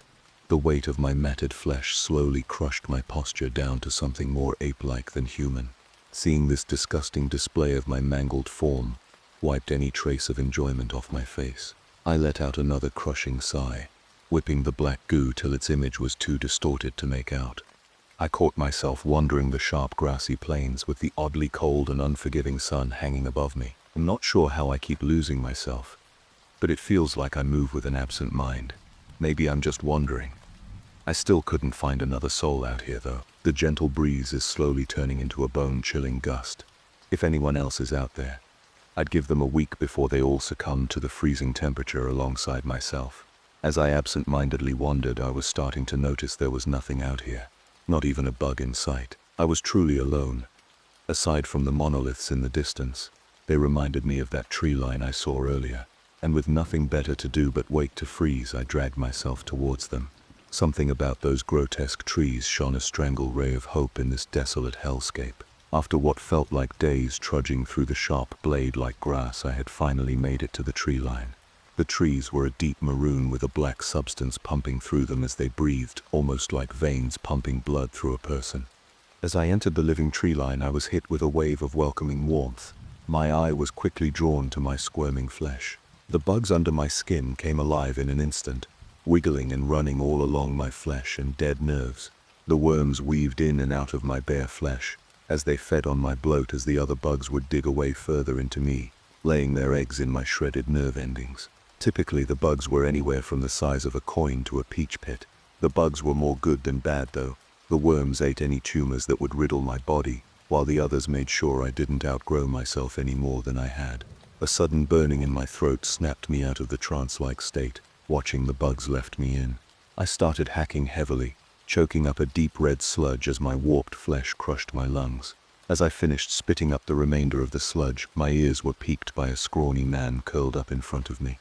He muttered to himself, "Well, I guess it's about time I gave up." He chuckled as I leaned forward on my hands, trying to support myself. He was a middle-aged man. A small scruffy shadow of a former beard lingered on his smirking face. His face hung ever so long with deep bags, the size of his aged eyes and a crooked nose. His hair was a peppered mess, a dark grey with soft quiet spots running through it. Nonetheless, I tried to greet him properly, hoping he'd see past my outer appearance and realize I'm a person just like him. I extended my hand out towards him, my three-fingered palm open and expectant, even if I was still bleeding. I had difficulty speaking. It had been so long since I've had an actual conversation, but I fear my body won't allow such things anymore. All my tumors and bugs, eating away at my vocal cords and digging holes into my lungs. Speaking was a hurdle I often had a hard time crossing, but I choked out a single word: Craig. He stared at my mangled hand, then back up at me, his face falling flat. He looked back down to my hand, inspecting it further, this time looking at my clumped and bunched fingers. With a subtle sigh, he regained his composure as he grabbed my hand, shaking it. The man introduces himself. "Professor Zone, are you new to this area, or are you native here?" He waited patiently for me to choke up enough syllables to make a word into a sentence. "Unlike you, but I've been in these places far too long." Professor Zone sat there for a long time, as I choked up every individual word, hacking up more and more sludge between each word. It took him a moment to put together my word salad. "So, you're a person who's been stuck here." I nodded towards Professor Zone as he said this. "So, how long has it been?" My eyes slugged down to the ground as I tried to picture anything outside this hellhole. Reds, purples, and yellow, but nothing outside this place. Beside the fuzzy green. But that feels far too distant. I choked. "Don't remember." Professor Zone's face fell flat alongside mine. Professor Zone's eyes traced the ground as he spoke. "Oh, so it's been that long. Well, at least if there's us two, there's bound to be someone else out here, whether they're like you or me." My eyes slowly dragged up toward him, his face hopeful with a coy smile. He didn't know. He didn't know a thing about this place or the people dragged here. There was just something about Professor Zone. He was old but still lifeful, and oddly naive, always trying to see the good in the worst. Maybe he just thinks everyone's a person at heart, once you strip away their sinful acts. Or maybe he was the monster. That's why he put on this act of density. My eye fell upon Professor Zone again. His face was long and elderly, but uncanny. He was human, sure, but his smile never looked natural. Something about that man isn't right. Professor Zone's eyes met mine, his pupils shaky and fearful. He quickly tried to hide his emotions with a poorly placed smile. His voice cracked as he spoke.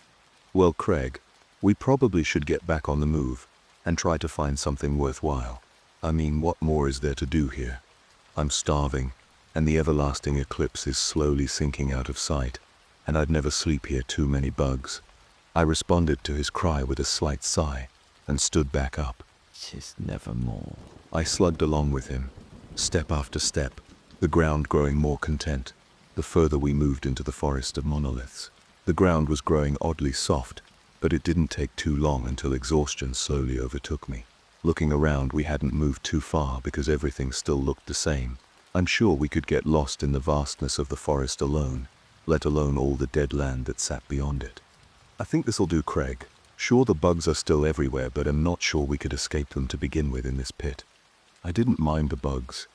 They didn't taste too good, but they're all I've been eating since I woke in the Redlands.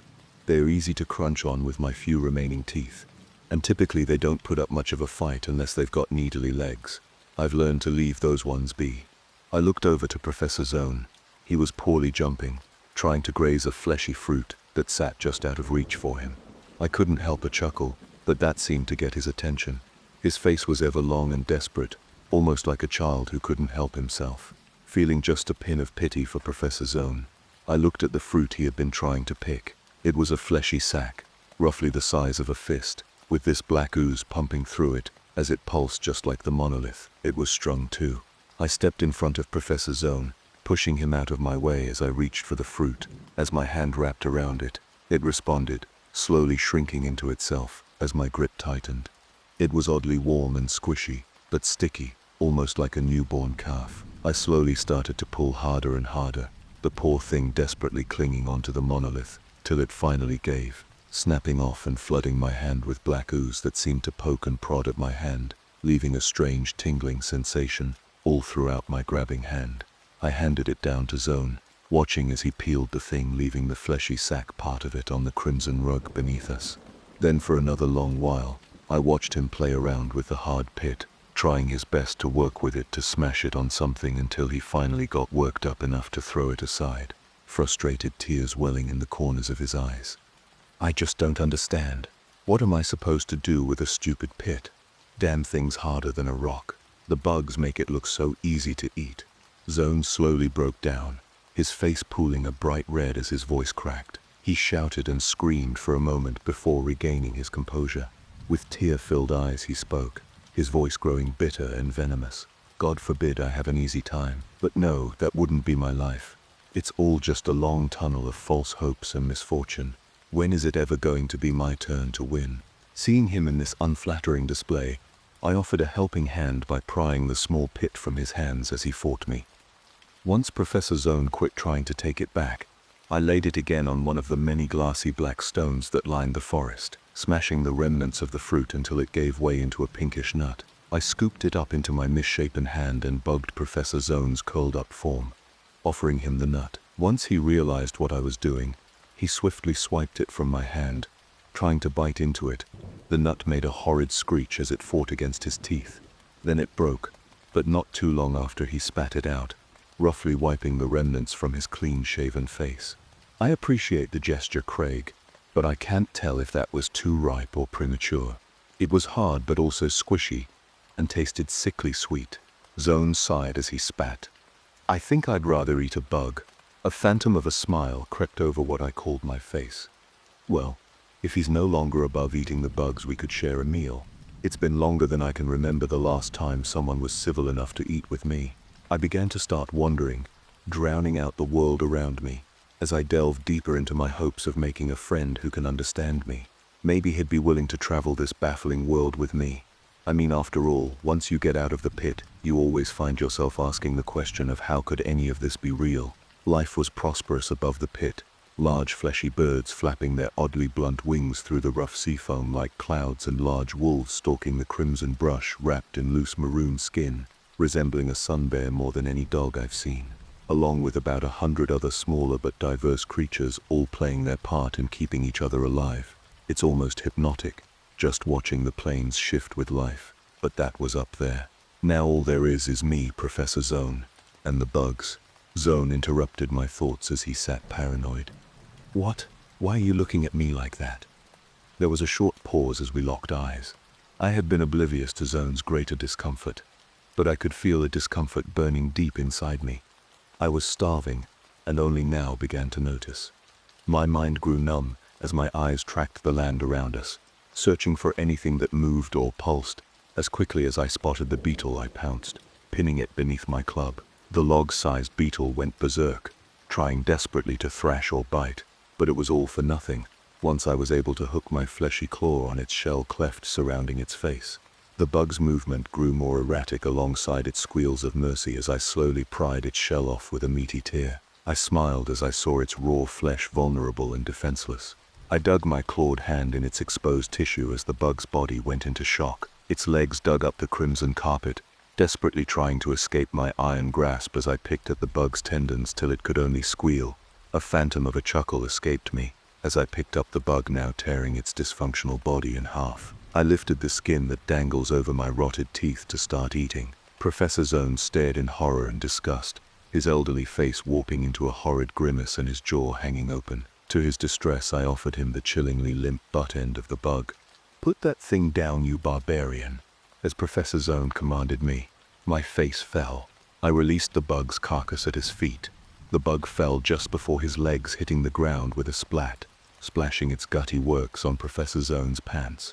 A faint phantom of a giggle escaped me as Professor Zone freaked out at the half-witted bug, desperately kicking it away and frantically trying to wipe himself clean of the bug guts. Professor Zone looked at me, his face tired and fear-filled as he shoved me, crushing my knotted flesh against my oddly sharp bones, causing me to act on impulse and slam him against one of the monoliths. The gravity of what I had done didn't quite grasp me till Professor Zone didn't get back up.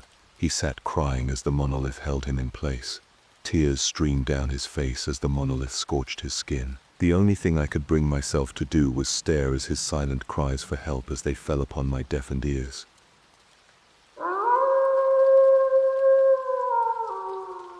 My punishment in Siberia. The forest is calm. I walk slowly, feeling the snow crunch under my feet. The cold bites my skin, but somehow I appreciate it. Infinite whiteness spreads between the trees, and the snow in the farthest forests looks impeccable, almost ethereal. However, I don't know how I got to this place.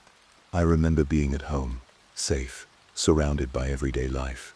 Everything changed when a group of armed men broke into my home. They wore masks. I thought they were coming to rob me, but instead they robbed me. I don't know how much time passed. When I woke up, I was trapped inside a bag of potatoes. My numb body barely responded, and the only source of energy I had was that minimal reserve of food. Luckily, I was wearing cold weather clothing, but I don't know if it will be enough to survive these temperatures. Ice accumulates on my face. I feel my own snot turn into frozen crystals, and every movement hurts. The cold is not just a sensation, it is a searing pain that eats away at my bones. I'm beginning to suspect that they left me here for a reason. It was not a simple abandonment. Someone wanted him to survive. But why? What is so special about my life to justify this? My thoughts are interrupted by a dull sound, almost imperceptible at first, but intensifying with each second. The ground begins to vibrate under my feet. Then the shaking becomes stronger, almost as if the entire forest is waking up. Steps. Not human footsteps, but something much bigger. The shaking is rhythmic, heavy, intense enough to make the trees creak and the birds flee. Something huge is moving between the mountains. Something that shouldn't exist. Something approaching. I didn't understand what was happening. My breathing became heavy, my heart hammering in my chest. Then I heard it. Deep, guttural sounds, like the gasps of a colossal creature. Between the snow and the trees, something was sliding stealthily, its movement accompanied by a harsh creak, like breaking wood. Then, a roar. It was not deafening or violent, but low and prolonged, an almost familiar sound, like the growl of an empty stomach. For a moment, I thought I was losing my mind. The trees swayed slowly, carried by a hidden presence. Between the mountains, something titanic advanced, with each step shaking the earth beneath my feet. Then, in the intense snowstorm, at the highest point of the hills, I saw him. Damn, what the hell is that thing? If I hadn't taken a photo, no one would believe me. They would say he was on drugs or something worse. But there it was. A huge silhouette emerging from the blizzard, defying everything my mind could process. At first I thought it was a horse. A monstrously large horse, with titanic musculature, its mere presence dwarfing the entire forest. His knees stuck out above the tallest pine trees, and not even the snow that fell on his back could blur his grotesque shape. But something was wrong. That thing wasn't just huge, it was bony. His skin stretched over his skeleton like a dry, fragile canvas. His ribs were visible even from a distance, marking a silhouette of extreme hunger. Like I haven't eaten in ages. I blinked several times, trying to process what I saw. What at first seemed like a gigantic horse began to distort before my eyes. Its shape was not stable. It was not natural. Then, I understood it. It wasn't a horse, not even an ordinary beast. It was something worse. Its torso elongated unnaturally, merging into a grotesque humanoid form. A sickly, skeletal torso that protruded from its back, as if the creature itself were trapped in an endless mutation. It didn't have a horse's head. Instead, an abomination of rotting flesh and exposed organs writhed with every movement. His skin was ash and death, his bones protruding from beneath a thin, dry membrane. Many arms. Too many. They moved erratically, as if the creature was reaching for something invisible. But worst of all, what made the cold in my body become insignificant compared to the terror? It didn't have eyes. Then yet, he knew he could see. Every fiber of my being told me that the thing was looking for something, something to devour. And I was the only hot thing in this ice graveyard. Take a photo, and the image itself describes more than millions of words.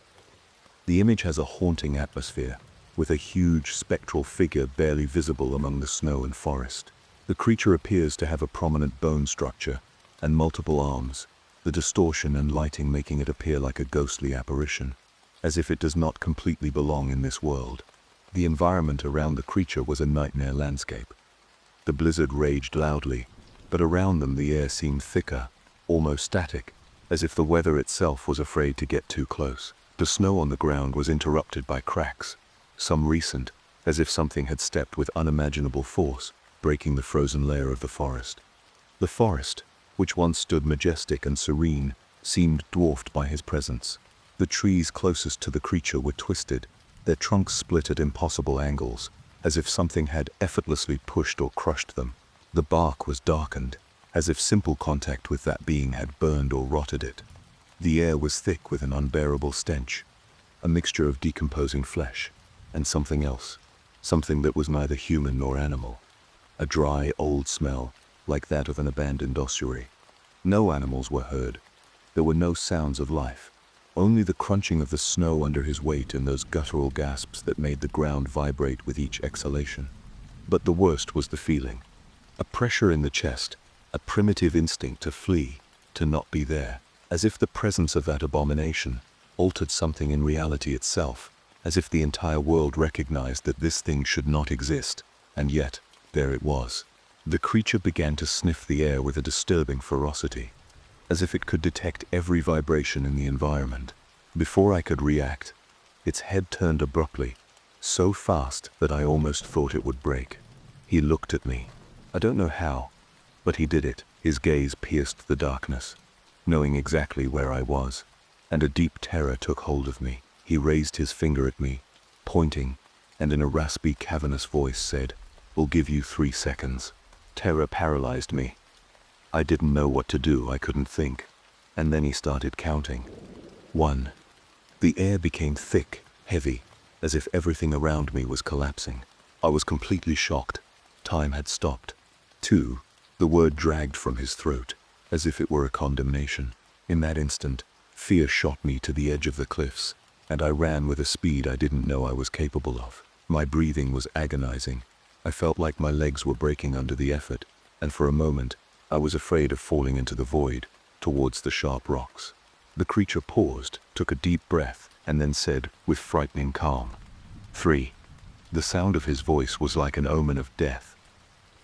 At the same instant, a monstrous roar tore through the silence, so deep and so savage that I felt as if the ground itself were shaking. It was not a roar from any known animal. It was something else, something that seemed to come from the very depths of the abyss. A sound that pierced my soul, a roar of something that did not belong in this world. And with that roar, I knew it was still close, lurking, waiting for the moment when my strength gave out. Despite having advanced several meters and fallen from the cliff, the unmistakable sound of a horse, breathing heavily and frantically, continued to echo in my ears. He galloped at full speed, his heavy breath filling the air with a sense of impending doom. That thing had bought me a little time, seconds as it roared, but I knew even that wouldn't save me. Fear was taking over me, a fear so deep that it made my blood run cold. Shit! The sound of galloping grew closer, like a miniature earthquake shaking the earth beneath my feet. I could feel the ground shake as I continued to fall, the abyss spinning around me, the wind cutting into my face with each turn. I swear to God, despite having run several meters, in the blink of an eye, that thing was right behind me, too close, too close. As soon as it touched the ground, my legs moved on instinct. I kept running without thinking, breathless, running for my life. I took refuge among the trees, trembling, trying to hide, but I knew it was useless. That thing didn't need to run. I didn't need to make noise. When his paws touched the ground, he began to walk, but it was not a normal walk. No, he walked with an unnatural speed, as if gravity had no power over him. His walk was completely opposite to that of any horse. Instead of moving his front legs first, He used his hind legs to propel himself forward, a movement so grotesque it chilled my heart. That explained how he had reached the edge of the cliff so quickly while I was falling, how he had descended at that terrifying speed down the steep hill of hundreds of meters.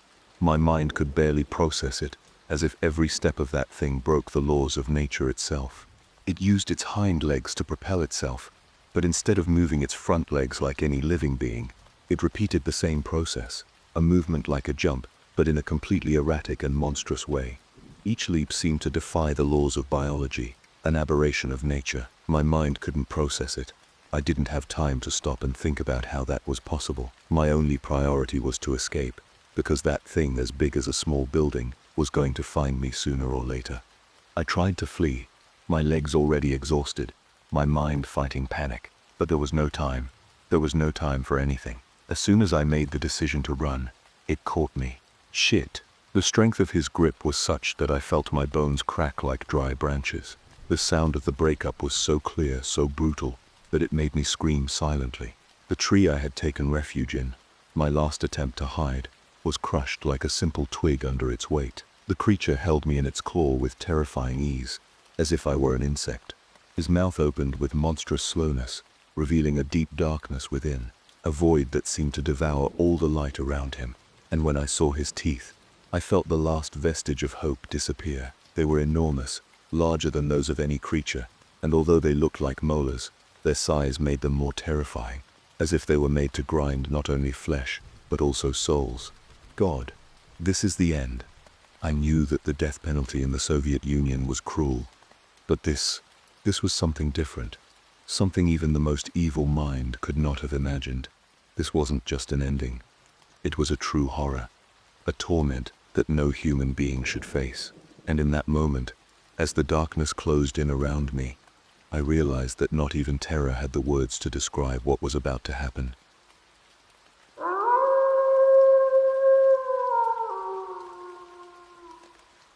That's it for tonight's stories, but the nightmares never end. If you enjoyed these chilling tales, don't forget to like, subscribe, and hit the bell so you never miss a new upload. Got a scary experience of your own? Share it in the comments. I just might feature it in a future video. Until next time, stay safe, stay curious, and remember, some things are scarier than they seem in the dark.